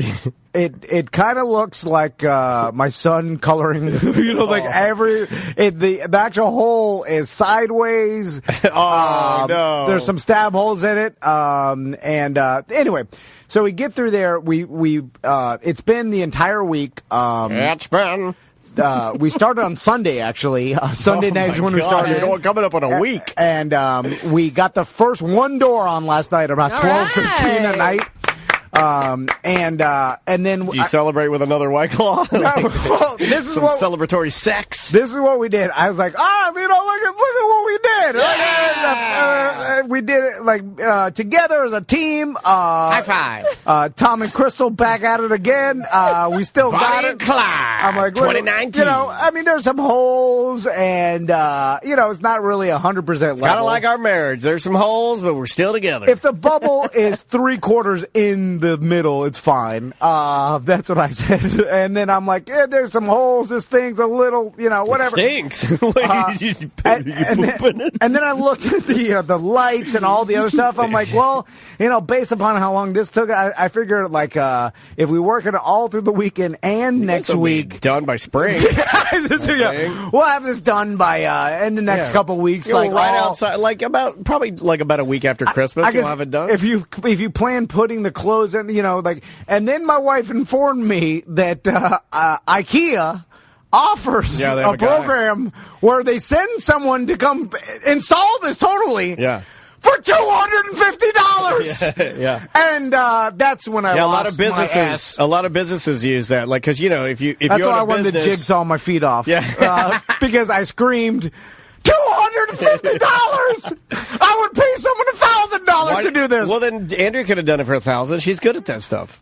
There's someone from IKEA do for $250. That seems like a lot of money. Then I started, $250? Yeah. Well, not to have it. If you, Well, if you're going to put $250 Well, he's worth tomming of it holes up. in it. Normal people wouldn't do that. I started doing the math on how much, both of us, even at $10 an hour, if we just got paid to do this, and how long it's actually taking us, and we came to right around $800 to $1,000 of labor time for me and my wife to put this thing together, as opposed to I could have had a professional do it. No holes, $250. But are you too far gone to call? Yeah, at this point. Once they see all the holes and everything we've done, I'm pretty sure they're like, we will not touch this, sir, because we will not be held liable for your White Claw hole, sir. Be like, what drywall screws did you use the tiny white ones? Like, what have you done here? Like, what? I'm pretty sure once you take it out of the box and scatter all the pieces everywhere, they won't come and do anything. It needed to be agreed upon that day. Yeah, it's the biggest. Well, how much more do you have to do? No, it's an insane amount. Is that overwhelming? Is it just spread everywhere? Oh, it's all ruined. We ruined everything. I mean, there's so much work that it seems astronomical. I look at it and it shuts me down because I'm like, this can't be completed. How much will you pay me to finish it? I'll do it. No. At this point, let's do a go-to show. We'll finish the cabinets. No. You don't understand. Once you see the atrocities, like Can you take a picture and post it in the BDM group? I will. Okay. It's I worse need to see what's going on. I'll show you the holes. I'm not sure I want to see I'll show you. I'm over the joke now. I'll show you the. This is his life. I wasn't even talking about this. I'm over it. It's so. I know. You think you're tired? I'm tired. It's gotten to the point where I'm just like, I live like this. It's the orb. Please stop. I can't stop. You got it. Can't stop, won't stop. It's some sort of illness. But normal people, and I love your wife in there a little bit call too. My wife. We need to talk to her. We'll take a break and we'll call her. But I love her in there too, because to me it's like, after this many times, when do you have to? At some point you have to stop. Well, at some point you have to understand. My wife was involved, so once my wife gives because now I'm gun shy to do it. Believe me. Listen, do you have her number? Do you want me to send it to you? I'll send it to you. Listen, I have a conversation with my sister all the time because my sister doesn't have a crystal to tell her, like, hey, you're doing this wrong, you're doing it again. She also doesn't tell all these stories to, the masses. They constantly tell me, like, hey. So I've learned over the years that, like, I shouldn't be doing any of this. Like, don't do it. And my sister tells me stuff that she's doing. I'm like, oh, no, don't do. Like, you got the Van curse. You got what I got. Yeah. You're doing it.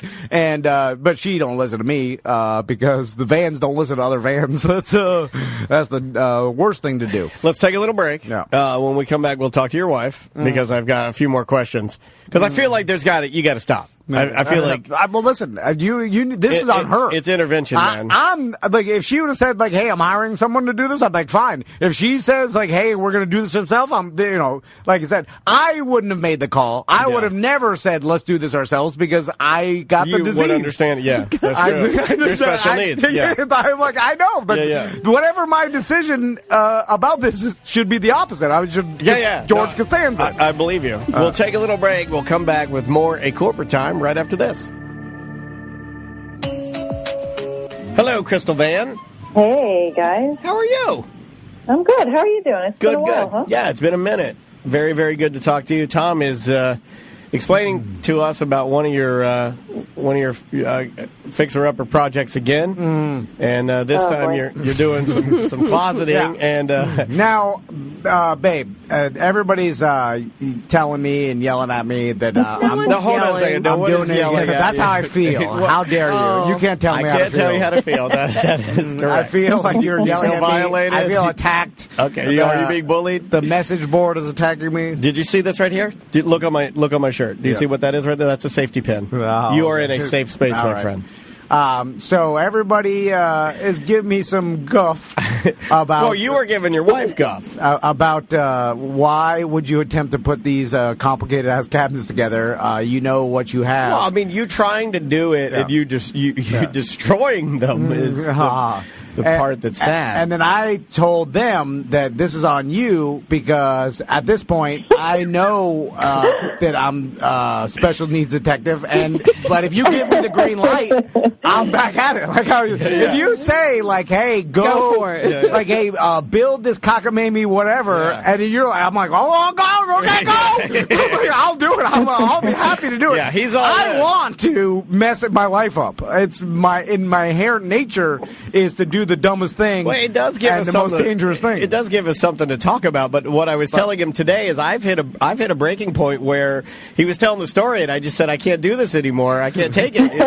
It's hit a point where I fail to now believe that there's any way other than destroying the cabinets. Yeah. Now They look fine. How- It's fine. Now- He said you guys are having to cover multiple holes with shoes and sweaters and jackets and coats and jeans and dresses. Now, how long did the instructions say this was supposed to take? Because I don't think it doesn't give you a time. Because it shouldn't take a week, though. I'm sorry, guys. I mean, we've been at it every night since Sunday, right? It's been multiple hours, and I mean, why is that so funny?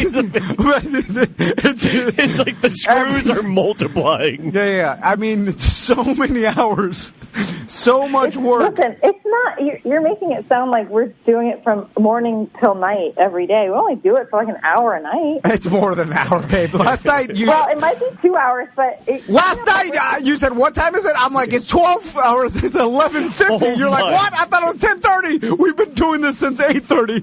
Last night was a 4-hour extravaganza, and should have had it done in 4 hours. And then last night was the jigsaw incident that The jigsaw incident. that went poorly, and which my wife said, "Hello, Tom and Crystal, it's Jigsaw." And she said, "Don't worry, Together some cabinets. we could put together, we could cover this with shoes." No, hold on a second. Can I? You guys, he's making it sound so. We're not buffoons. We do sometimes things differently than you guys do. But the thing is that there's two outlets behind the wall. So That's we're a buffoon often sort of covered. What? He said that's what buffoons say. We're like, this is not buffoonery. This is something. We just do it differently. This is we do things differently than you guys do. Instead of doing it the right way, we do it the wrong way. We break it all up. We march to the beat of our own drummer. It's the van way. That's buffoon A+ rated buffoonery. It was fine. A+ rated by the Better Buffoon Bureau. Is there or is there not multiple holes in the back of our closets? There are holes. I slammed a hammer through the back of one of the wardrobes. I don't know what I was doing. I wasn't being careful. Did we or did we not break the legs off last night? And you said, that's some good sex when you're breaking the legs off. It's leaning real bad, but that's fine. No, just don't it's step not. on it. It looks fine. It's good. It's going to be straight and good, and they're secured to the wall. And it's just, it's IKEA furniture. It's not like it's not that complicated. It's just that it's too late. And now, did you inform me that we could have paid someone $250, and then I screamed and did the math, and I estimated that we were going to spend $1,200 of our own time putting these things together. If you don't want to put together your furniture, and you're a buffoon, hire the IKEA man. Listen, our floor is uneven. Those IKEA people would have Wait a been minute. doing the same thing that we were Do you doing. guys live in the Ripley's Believe It or Not house? I gripped us some flooring though back in the day before our sponsor. I mean, do you live in? I feel like you live in the Mad Hatter's castle or What something. is happening? I mean, you can't play marbles on it, but who the hell can You can't play marbles on it. I mean, when you're walking, it's fine. You have to walk sideways. And oh my God! And so now, so when are you guys going to finish this up? And what's now the... based upon? It'll be like another week.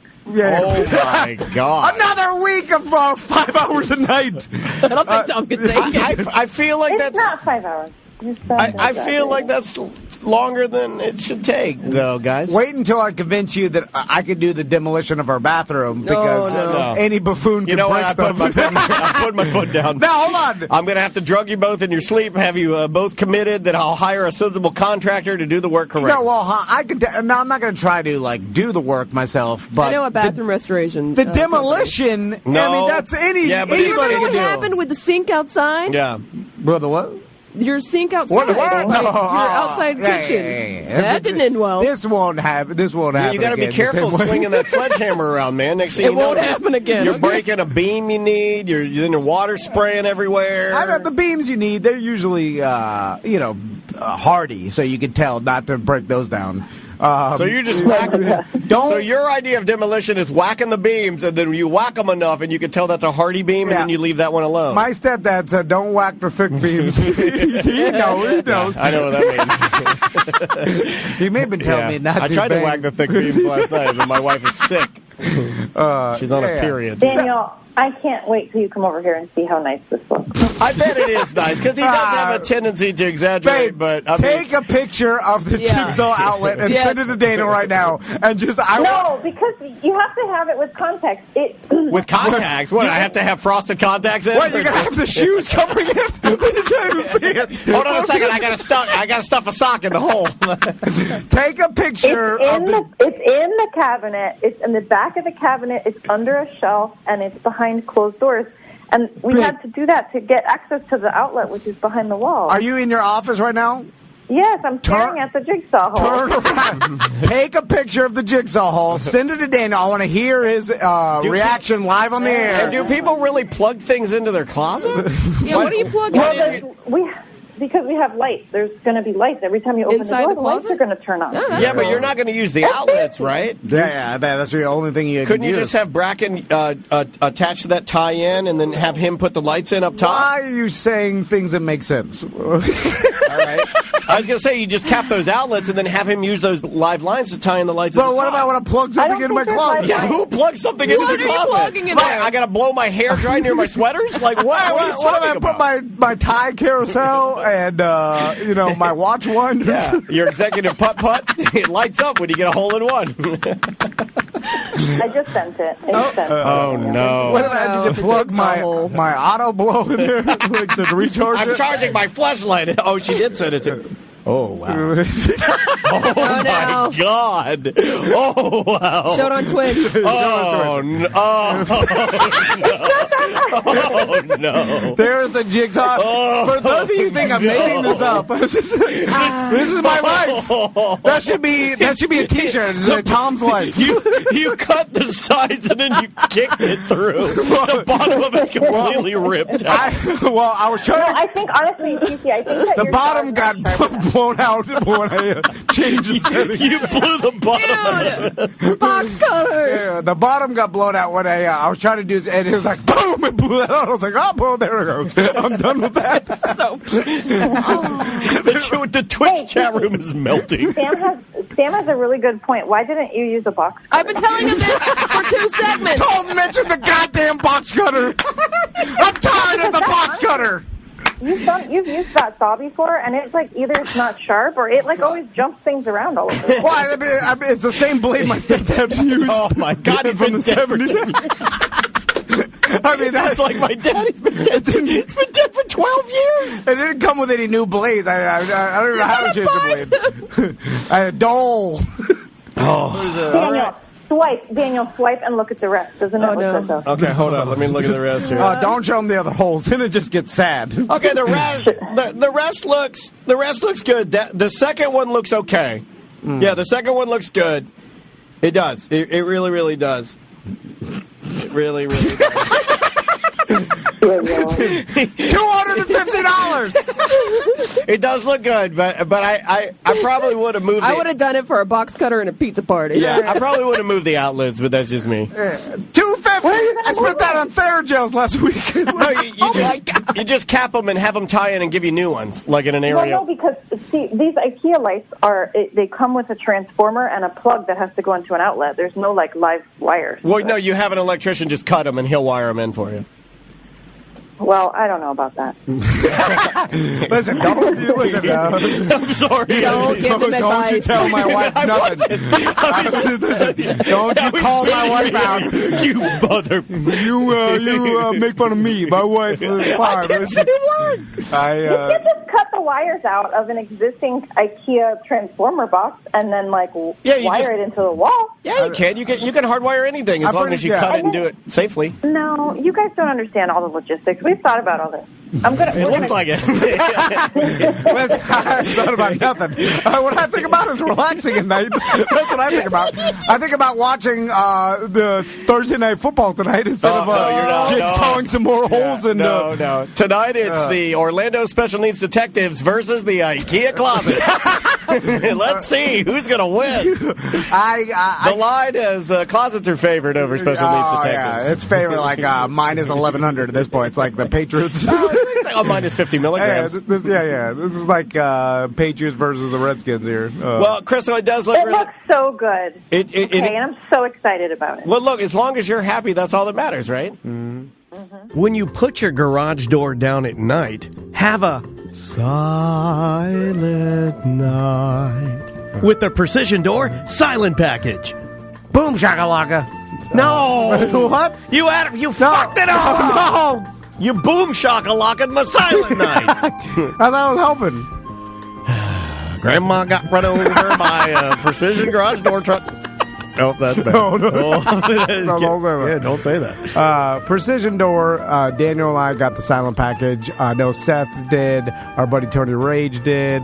I've seen multiple listeners get it. Yeah. Andrea's dad got a brand new door. They love it. I mean, you can't imagine how quiet they could actually make it. With the new motor, by the way, it's Wi-Fi too, so you get an app for your phone. You could open and close your garage door from anywhere.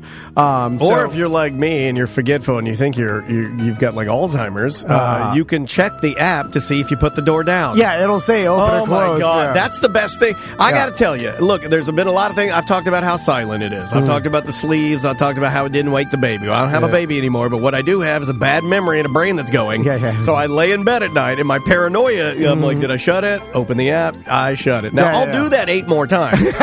But at least it's telling me that garage door is shut and my family's safe. Our buddy Big Tim works for Precision Door, and here's a number directly to him. This is literally his cell phone number, his work phone. It's 407-710-BDMS. That's 407-710-2367. That'll go right to Big Tim, and he will help you out with whatever you need. He can schedule it. He can make his way out there and give you an estimate on whatever you need. If you need a whole new door, just mention Tom and Dan. You get a percentage off. Well, that's what Andrea's dad did. I mean, he was worried about it being a big undertaking, and it is. But here's the deal: you're working with a company that it's all that they do. It's not like a big box store. It's not a handyman. This is a garage door company. Yeah, they don't use 1099 employees. No. If someone will show up in a Precision Door truck or van, it'll be their employees, and they're fast, man. Oh, they're great. When a lot of them are BDMs, so they got a lot of BDM employees. But a great company to work for. If you're looking for a new job, give them a call. Yeah, absolutely. I mean, but they do such a great job. In fact, I never told this story before on the show, and I'll make it quick. But I had a guy repair my garage door, and I thought he did a decent job. When Precision came back and switched everything out, my door had gotten uneven and to a dangerous level where that spring was going to pop again. Yeah. So I mean, it just because the way that the spring was deteriorating was based upon the fact that my door was not balanced. So trust me, they treat this like science, man. They know exactly what they're doing for your garage door, and Precision Garage Door is the best. Don't try to mess with that spring either. That's how people lose their eyes and hands and fingers. Or die. Yeah. So leave it up to the professionals. Precision Door of Central Florida, 407-710-BDMS. It is another Corporate Time with Tom and Dan. I'm Dan. Tom. Samantha, our producer's here, and you know what day it is, buddy. Mm-hmm. It is one of your favorite days. A bit that you invented, and I'm not sure you're happy with that. That's fine. It's a lot of job info. Yeah, you like the job? Are you bored with it now, really? No. Do you want to morph it? No, here's the thing. Do you want to change it to something else? Because we have our gentleman on the line. I have the song queued up. Get the hell out of here. No. Wait a minute, are you talking to me or Sam? I don't know. You pointed at Sam. No. Do you want us both to leave? I was talking to the imaginary caller that I imagined was in front of me, and I was pointing to get out of here, and I realized he's on the phone. But here's why it's fine. It's because every single time we talk to a different person, it's going to be different information, a whole, That's why I love it. In fact, today I think we have, and I mean this with respect, Samantha told me we have somebody who's a little bit older for Weird Job Wednesday. Well, I don't know his age. I just know his son. Well, he sounds a little older than we are, you know.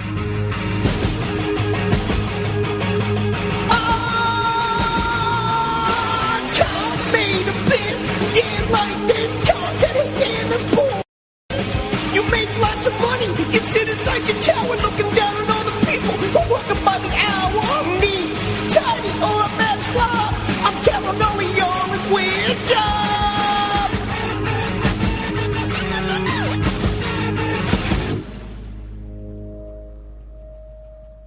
You forgot that one's short. Yeah. That one threw you off guard. Weird Job Wednesday brought to you by Streamline Mortgage Solution. Anywhere in Florida, if you're looking to refinance or get a mortgage, Streamline will help you out. Brian Zymel and his team are awesome. You told me, Sam, I've already forgotten it. Who's on line one? Bert.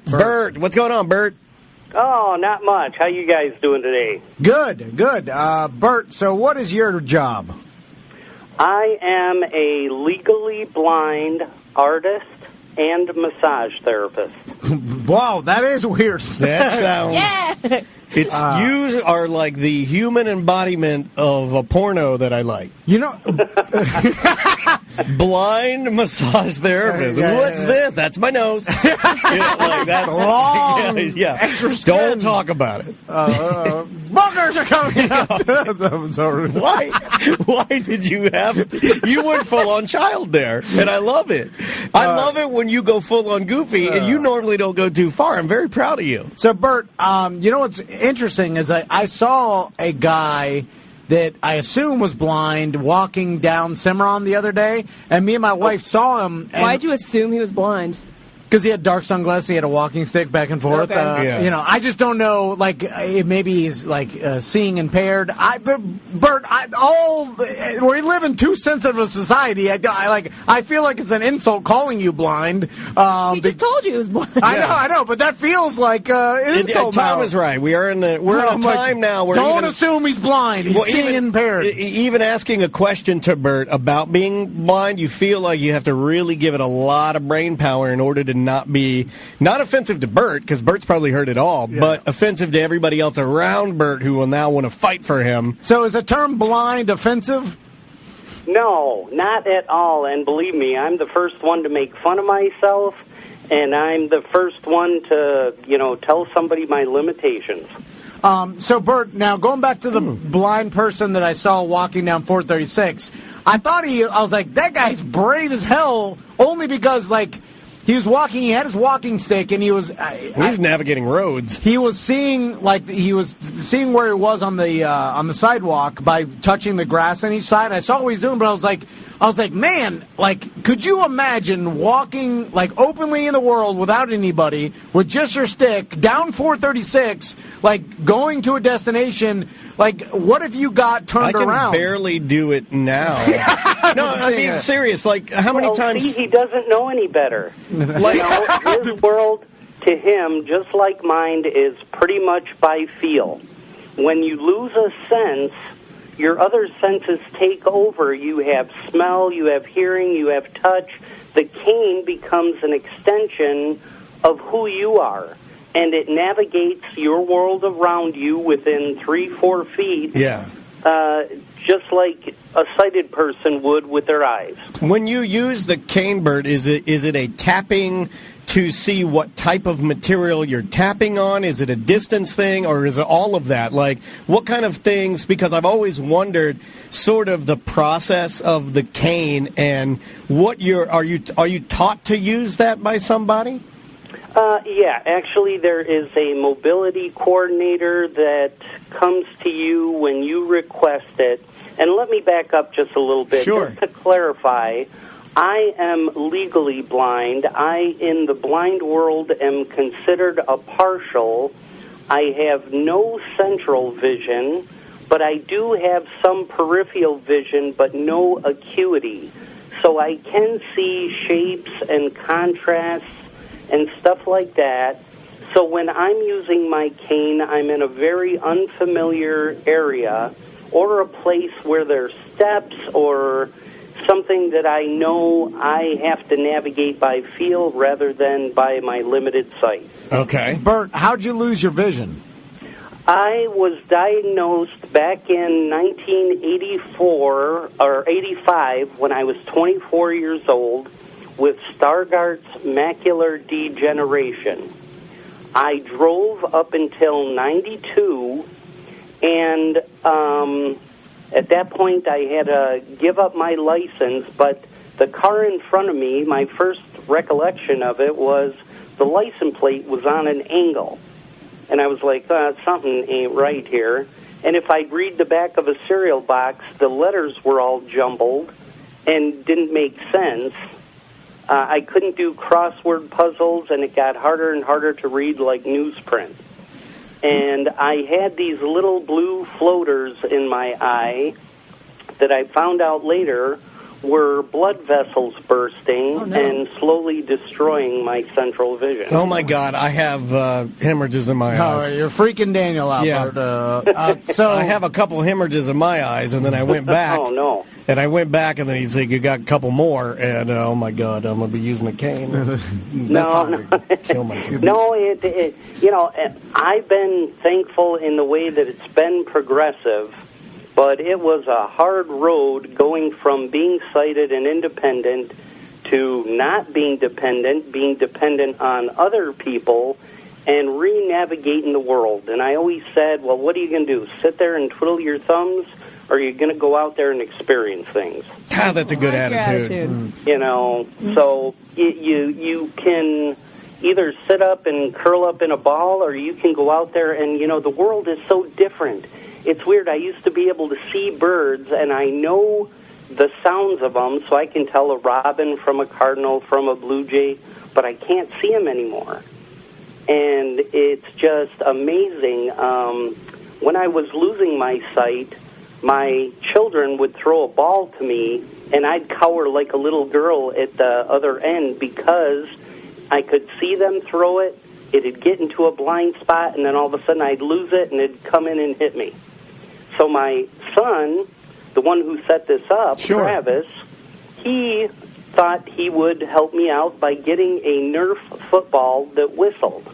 Oh, that's smart. We were out in front of my apartment in Daytona, and I could hear it coming, and I heard it coming, and I'm like, okay, it's coming. All of a sudden, I lost it, and it hit me right in the forehead. No, you're like those dogs online that they throw the hot dog at them, and they try to catch it, and it hits them in the face. Yeah.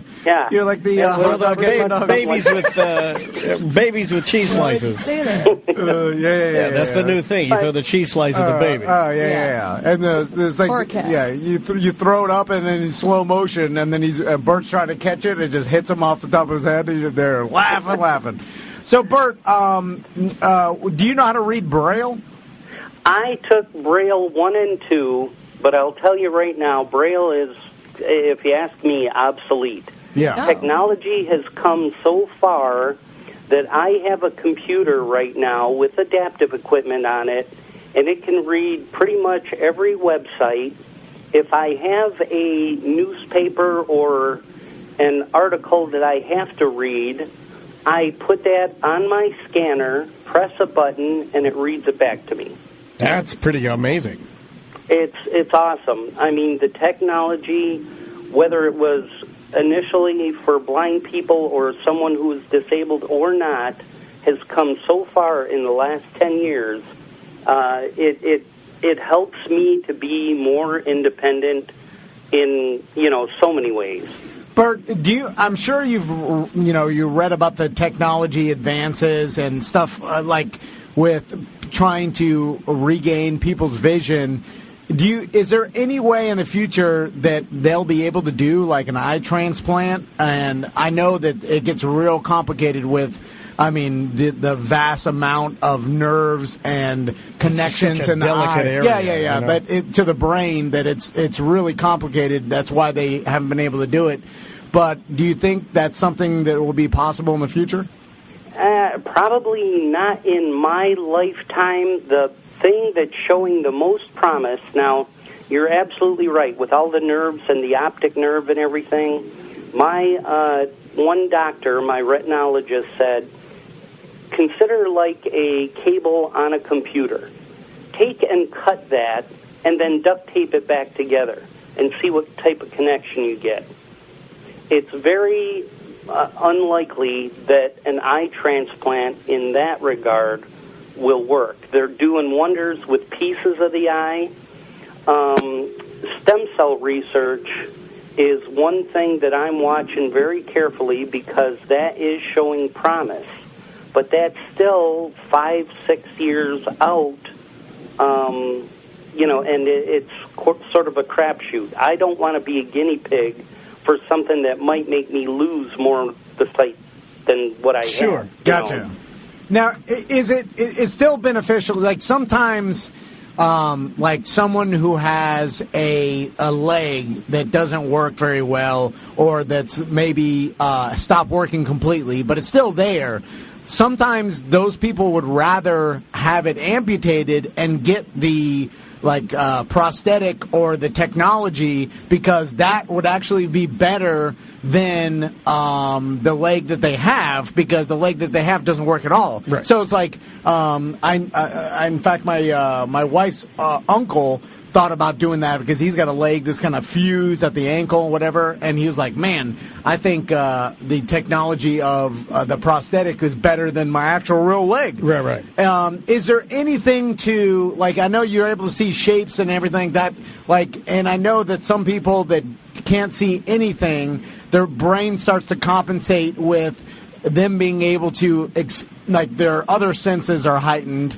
So is there anything, would there be any advantage for you to not see anything at all and your other senses take over rather than seeing just like a blurry shapes, or seeing the blurry shapes are always going to be better than nothing at all? Well, my wife and I discuss that all the time because a lot of times you're absolutely right. Seeing the little bit that I do is a deterrent because shadows, bright sunlight, just different configurations, really play tricks on your mind. I go to pick up something on the floor and, it's just light coming in the window. I stop quick because I'm afraid I'm going to run into something, and it's just a shadow. Yeah. I mean, I get so high, I try to pick up light all the time. I'm just grabbing at all the lights. Yeah. Last night I was swatting at imaginary bees. I was hallucinating. Hey, it's funny you say that. Before we run out of time. Sorry, let's talk about your job. Yeah, I want to talk about your job. I mean, look, our Twitch chat room, twitch.tv/Tom and Dan Live, they've gone crazy. Would he trade another sense for his side back? Does he see when he dreams? I mean, they're asking all of the traditional questions you've probably been asked 1,000 times. So let's answer one more, and then we'll jump into you being a masseuse. Yeah, an artist. No. Massage therapist, the masseuse is a woman. Oh, how dare you? Oh, yeah, that's right. Sam knows that when you mislabel someone in the massage arts, ooh, they get hot, mad, steamy. But Bert, people do not like that term masseuse. They do not like that. Do you dream and with full vision, or do you dream now with the vision you have? No, you dream with full vision, and I've even had dreams of driving. And I was like, holy crap, I can't be driving. What the hell's going on? I don't have a license, but I'm driving. I see everything in my mind crystal clear. I don't see in my dreams like I do in real life. That's and, crazy. that kind of sucks because you wake up and you're back to real life. Yeah. What kind of makes you want to go away forever, doesn't it? What's the hardest... Hold on. What are you doing? What's the hardest thing about it, Bert? Like, being legally blind?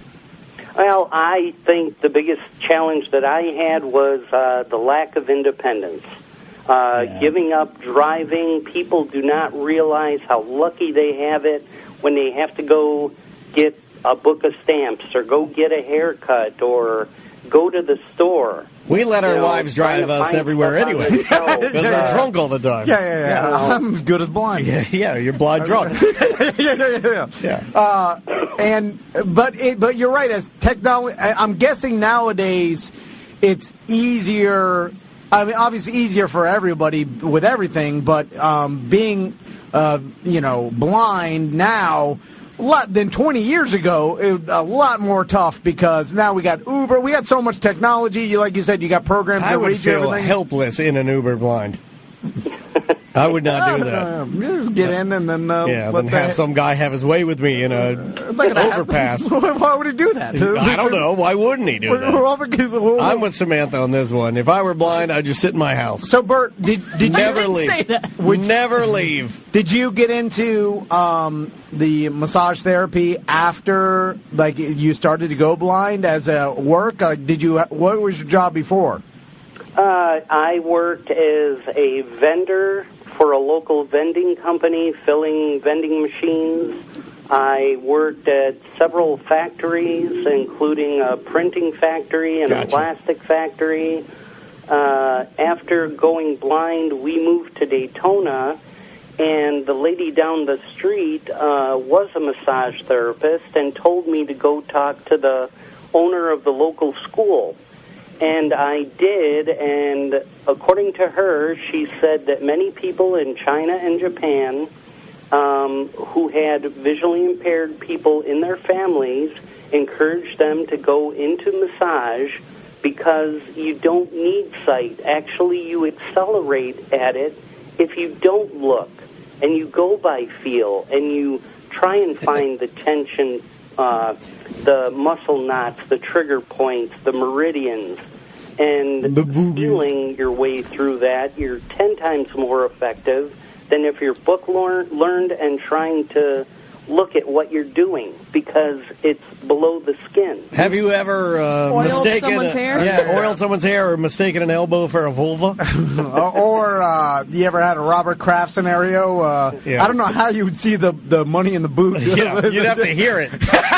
It'd have to be all in change. Yeah, like a big novelty burlap sack with a money sign on it. I hear the change in the boot. The change is there. All right, I'm going to pretend this is your nose. All right, there's the boogers. No. I mean, you pretty much start at the shoulders, their neck, the body. If you look at like an animal and stand them straight up, the anatomy is pretty much the same thing.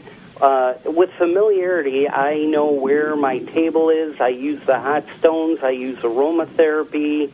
The client is undressed to the point they're comfortable underneath the sheet. All I got to do is find the sheet, find the corners of the table, and just kind of go from there. If you think about it, a lot of people might be a little bit more comfortable and are more apt to get a deep tissue massage thinking that you're blind because a lot of people have really poor body image, right? Follow me with this. Right. So this guy, he's good at what he does. He's going to be better because his senses of feeling are higher than the normal person with sight. Yeah. He's blind, so you don't have to worry about him seeing, like, your moles or whatever. Yeah. And he's not going to judge you, and you're a nice guy. Yeah. I could see where this could almost be to your advantage. Yeah, the only thing that would make it better if you were a young Asian woman. I'm just saying for my own personal. You kind of threw me. I didn't expect that comment. Old blind bird. Yeah, it's true. There's a little bit of a, I'm like, when I get the happy ending, I'm like, I'll take it. How do you dress when you're? How do you dress during a massage? Well, I wear a pair of slacks and I have my logo muscular manipulation polo shirts on, and they're short sleeved because you use a lot of forearm, elbow, knuckles, hands, fingers. Give me the knuckle. Well, for certain muscle knots that need to be worked, you do everything from tapping to manipulating that trigger point to loosen it up, so you're putting pressure on it through a knuckle, through an elbow. I mean, it could be anything from your shoulder blade to your glutes. They call me Three Knuckle Danny. Bert, I don't want to go full 90s radio on you, but I'm about to. How do you know when you're done wiping? Tom Van.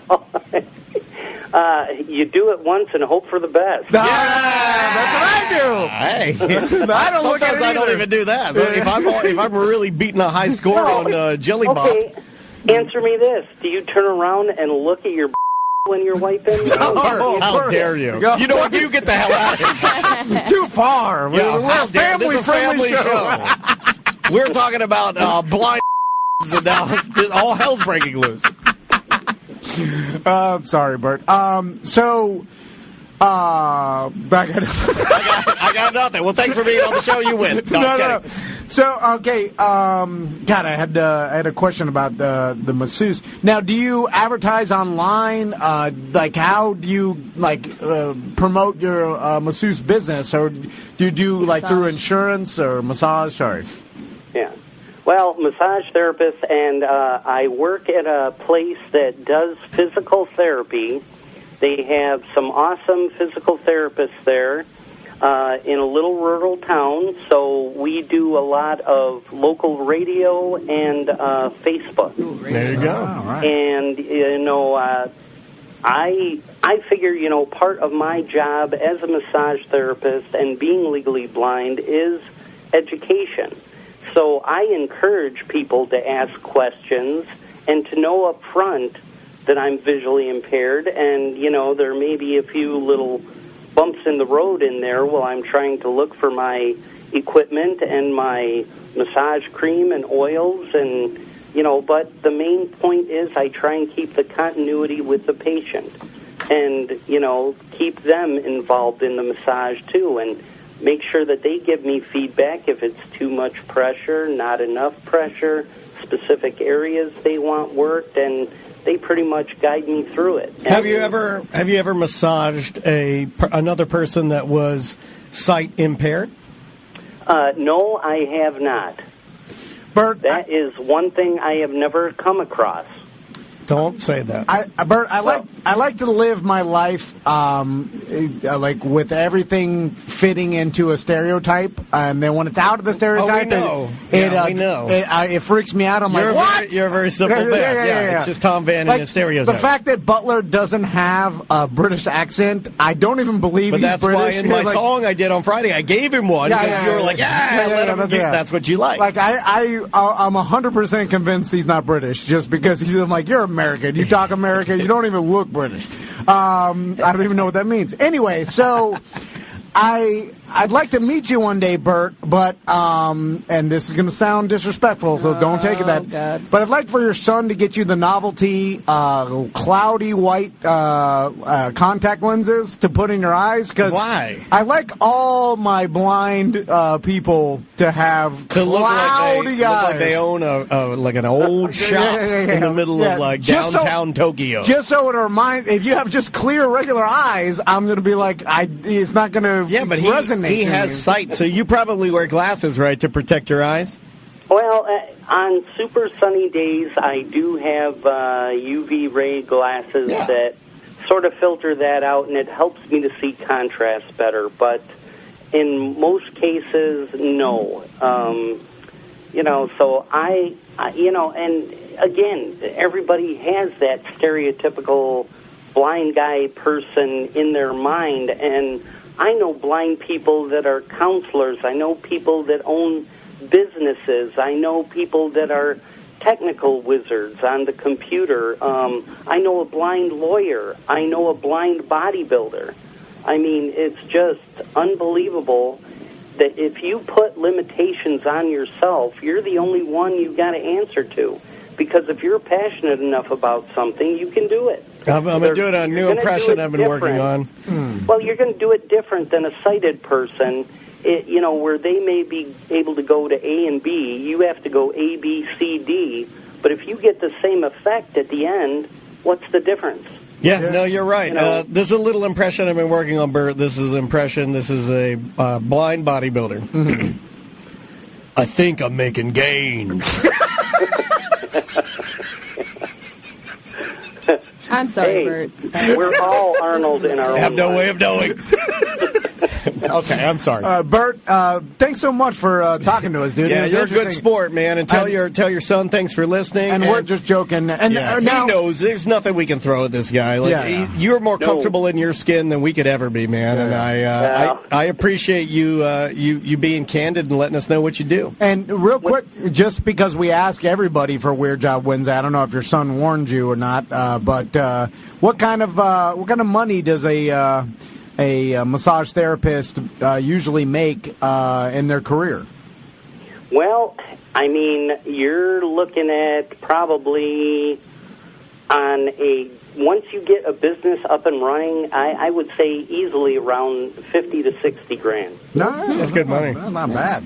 Yeah. I mean, but you got to do a lot of you can do training. more than that, and it's a people you have person to job. Keep yourself Yeah. in shape to be able to perform properly on other people, because massage not only takes a lot out of you physically, but also mentally. Yeah, And it's a hard job. I could imagine it's something like a barber, when you said it's a people person's job, like just the fact that your clients are comfortable with you Yeah. and feel There's a bedside like a manner personal there. trainer. Yeah. Like a lot of it is people just talking and having the conversation and feeling comfortable with. Well, how comfortable are we with him on the phone? We're very comfortable, Yeah, so yeah. I would say that all plays into how good he is at his job. I was going to ask, do you have anywhere where anybody can check out your art that you do?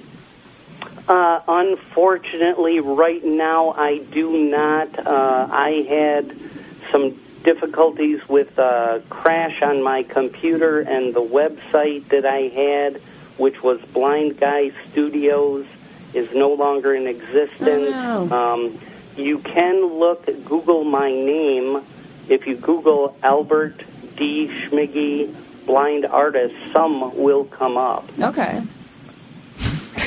Wait, D. Schmiggy? Albert D. Schmiggy. Oh, Yeah. D. Schmiggy. They're children, Bert. I'm sorry. It's like douche monkey. That's quite all right. So am I. I'm only all right. a little bit. That's what I was thinking. I'm like, douche McGee. You're not douche McGee. Okay. All right. Albert, you win, and thanks for being on the show, man. Hey, thank you guys for having me on. I really enjoyed it. All right. Take care, man. Be good. All right. Oh, he's a I sweetheart. don't know why I thought that was going to be a good idea. I thought I heard Dish McGee. I did too, but I wasn't going to. And nobody wanted to do it. Tom broke. I'm like, hold fast. Hold fast. Hold. We're a super nice guy. He is. God, we're And, children. he lives in Dish Wisconsin, McGee. so it's earlier for him. I know, that's how he was saying. I was like, a Dish McGee. Hey, look at that. We got a real Dish McGee.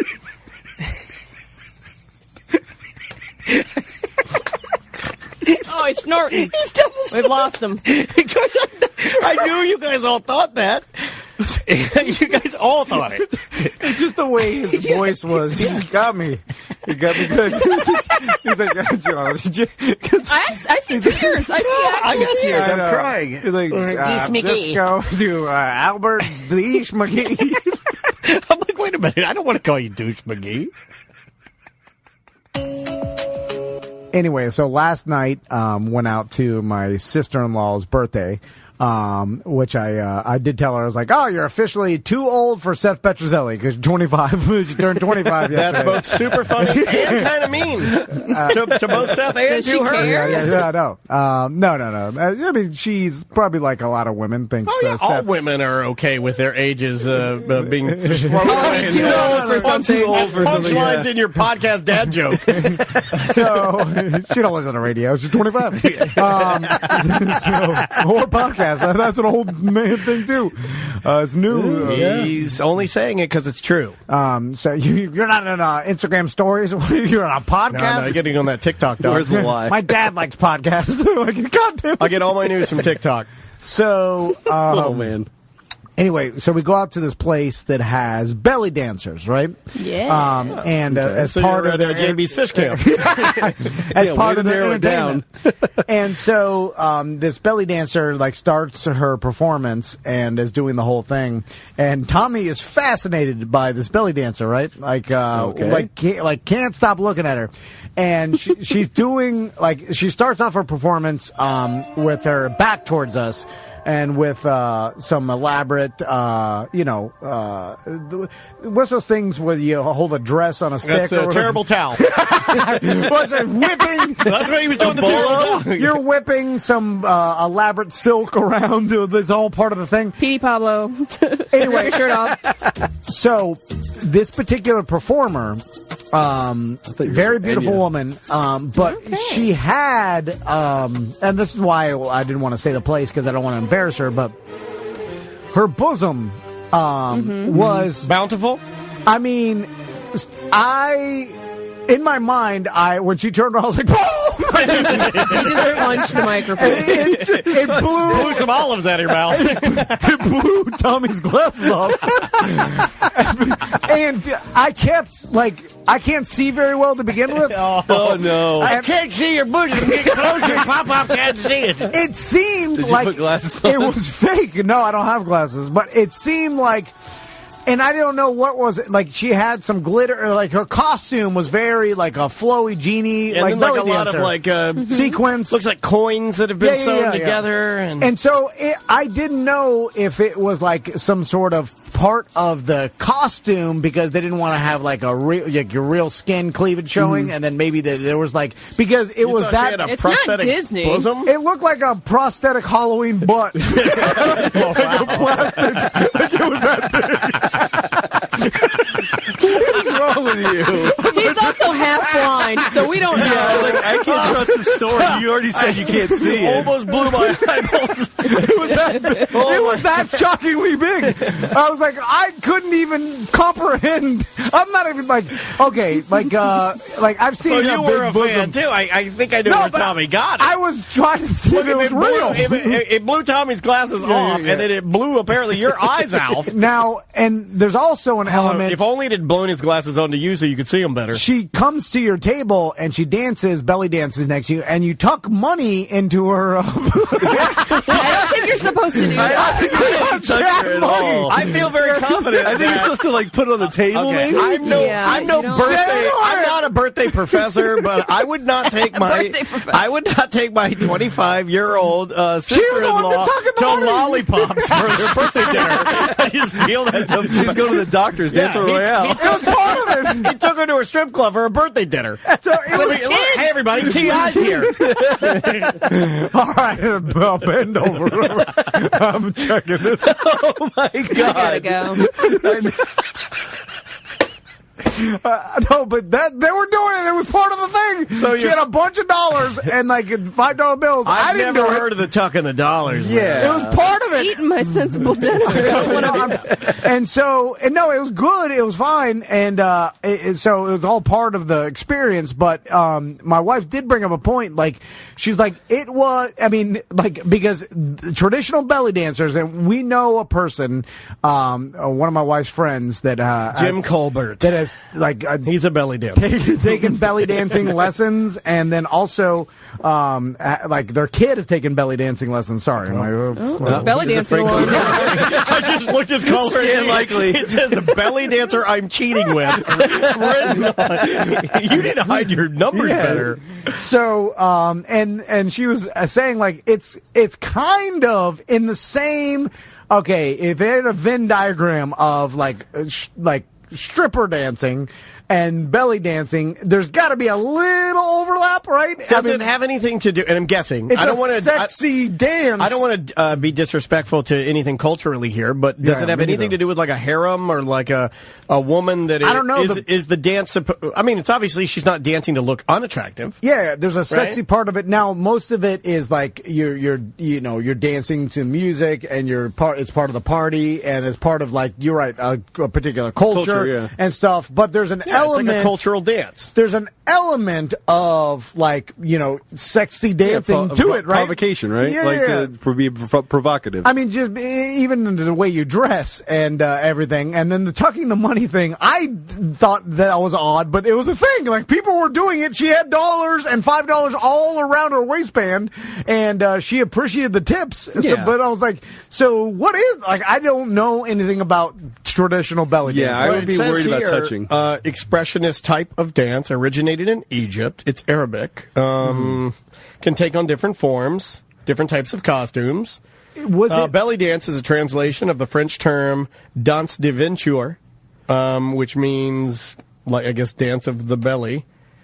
Was it? Doesn't really. It makes sense that back in the day, it was torso-driven dance. It was like a thing that women did, maybe for men's entertainment, and that it revolved around sexy dancing, right? I mean, I don't know. I may be totally wrong. So here's the the general tips on how to tip, the etiquette of tipping a belly dancer. It says generally you tip the belly dancer during the final section of the dancer's musical set, just after the drum solo. In most cases, the dancer will dance around the room or tables to interact with the guests during their final part of the set. Fold a bill or two in half lengthwise and tuck it into the back or side of the dancer's hip belt, the back of the bra strap, or the armband or glove. Never tuck money into the front, middle of her costume, and folding the bill the long way will make it easier for you to tuck in securely so it doesn't fall out. It's okay to use both hands. So I can't hold the folded dollar bill in my mouth. I was going to say, I've got Tom Van's guide to belly dancing. So you do? I told you. It says, where did you tuck it? Fold a I dollar didn't bill. I didn't tuck nothing. Where did your 25-year-old sister-in-law tuck it? In the It's hard to waistband. read your handwriting on this website, and it's a GeoCities website, but it says, fold the dollar bill and stick it gently out of the zipper of your jeans. That's wrong, I think. This literally has, it says, don't hold the money in your mouth as you'll end up feeling foolish as it will remain there. Like, that's one of the things on the It depends etiquette. on who's dancing. If old Danny Diddy's dancing, I'm getting that dollar. Whatever it takes. Whatever it takes. Says you the may- size of the bill. You David may Moss. also present the belly dancer with a traditional money necklace, Whoa, I've given my wife money before. bills connected together, or a money That's a money shower, shot, bills not a thrown money over the necklace. dancer's head, which are collected and given to the dancer after the show. So you can make it rain on them. They You should have made it rain with your sons. They were throwing napkins in the air. Apparently, that's part Was of it it. Makos again? And then my wife said, "I think we use these napkins." I'm like, Oh my god! Your I'm like- wife is getting the wrong part of every story, it I know, seems. and I'm like, Does this fish have a hook in it? Anyway, so there's a video of Tommy being enamored by this belly dancer, and then he talked about her the whole ride home. What was he What does he saying? say? He was just like, he gets all like he gets shy, and he's like, I like the girl. And then he's like, Why is he wringing his fingers like Mr. I Burns? don't know. Because eventually he's going to cut her to pieces. Like, you're going to kill her, bro? Oh my god! I mean, I'm ride or die with you. I mean, they're gonna come smoke us good. What are you, Porky's barbecue? That's what you say in the Porky's commercial. I'm saying when we barricade ourselves in the house and be like, "Oh, you killed them all, damn it!" I get my rusty revolver. I'm going to go out with him. Yeah, I go. I'm going ride or die over to with my Porky's kids. to get a You're not gonna sandwich. turn your son in? It says I closed know. when I see Steve out back. I go to Porky's. I walk out back. Steve's at the smoker. He's like, I'm smoking a hooker for Tom. Me and his son killed some lady. I got her in the smoker right now. Listen, this is the wrong thing to do, and I do not say it's right, and do not condone this behavior. But I've said it from the beginning. Don't check your belly dancer's hymen. I am ride or die with my sons. And no matter Hold what, it down. no matter That was about to go everywhere. Yeah, I thought I was going to get on his computer. Oh, Sam, you That was can't gonna be do bad. that. no matter what they do or who they turn out to be, I will die for them. So you have Jeffrey Dahmer as your son, and you're like, I'm like, I love you too much. It doesn't matter. Like, I don't care about myself. It's the perfect, the perfect oh, that's not formula. going to create a monster for sure. I know. Hopefully they're good. Society, you better hope my sons are good because now they're going to have their dad protecting them. So what? But I'm bad at What's everything. Max so. doing during all of Yeah. Oh, he's gone. He's down in My the- brother's crazy. My dad, ride or die with him. Is he checking his Netflix or whatever on a phone or something? Does he know He does why? not condone Do you any ask of him this. why he likes her at all? Because I can see Crystal kind of interviewing him, like, why do you like him so or like her so much? He You know, doesn't like- know. He's just enamored by it. It's a gigantic. It's a gigantic plastic butt. It's huge. Fun spot. You're gonna get sued. I don't know. I'm sorry. Well, maybe it's time to take him to take him to the real thing. Maybe he's ready. No. Like, why don't you hire one of your friends that used to strip for you? Would you be able to do that? Because right now it's cute. 'Cause No, he's five. no, But like when he turns No, 18, no, could no. you take him up to Rachel's and sit there and have a beer with him, or No. would that make you uncomfortable? No, I'm never doing that. I don't even want it. Like, I'll do it. I'll have a beer with I'll him, take but him. I'm not going into any of those situations with I'll my take him. sons. You got your own bros on, Tommy. Yeah. It's about to get serious. I don't like to mix that. We with love you, answer, Uncle sure. Danny. Dad's waiting in the car. He's playing Bovada. I'll take you in there. Everybody take their underwear off. Put it in your pocket. Just in case you need it. Everybody got it? Max, pay attention. Those aren't Umbros. Sweatpants will do. All right, guys, single file. No, you get in the Lycra. If we get early enough, it's 2 for 1 Yeah. Bud Lights. The girls aren't the same, but that's fine. Day strip. After about 10 Bud Lights, they all look the same. Go for the carving station first. Get the best pieces of meat. Never stay till the lights are on because it'll shock you good. In about 35 minutes, they're going to do the double songs, plus you get a beach towel. Okay, and if you don't got the money to pay, you will take a small beating by the bouncers. But it's whatever. All right, did everybody hit up SunTrust first? No! Do you know how much that ATM's going to charge us? It's like $8 a transaction, Tommy! Overdraw. Make sure you get the overdraft. I've fees taken care of. overdrafted 3 times this week. I did one this morning.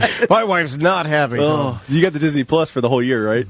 I haven't even signed up for it. You should. Everybody's been telling me you got to do this, you got to do that. I hear that you guys can't even get on there now. Oh, my buddy watched it. Pretend like you're talking on the phone so you don't have to tip the bathroom. Number 1 tip. Don't look at him. He's Never probably look at blind him. anyways. Yeah, just use your shirt to hold it. And if the lights, if during a dance the lights happen to go on, don't look at her cheeks. Like Manuel Noriega. A lot of pockmarks. Or teeth. Have you been look like the surface of the moon. Have you been illegally riding trains? It looks like your conductor has rock salted you good.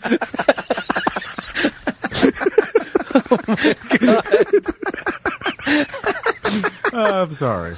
You've been to way too many strip clubs. The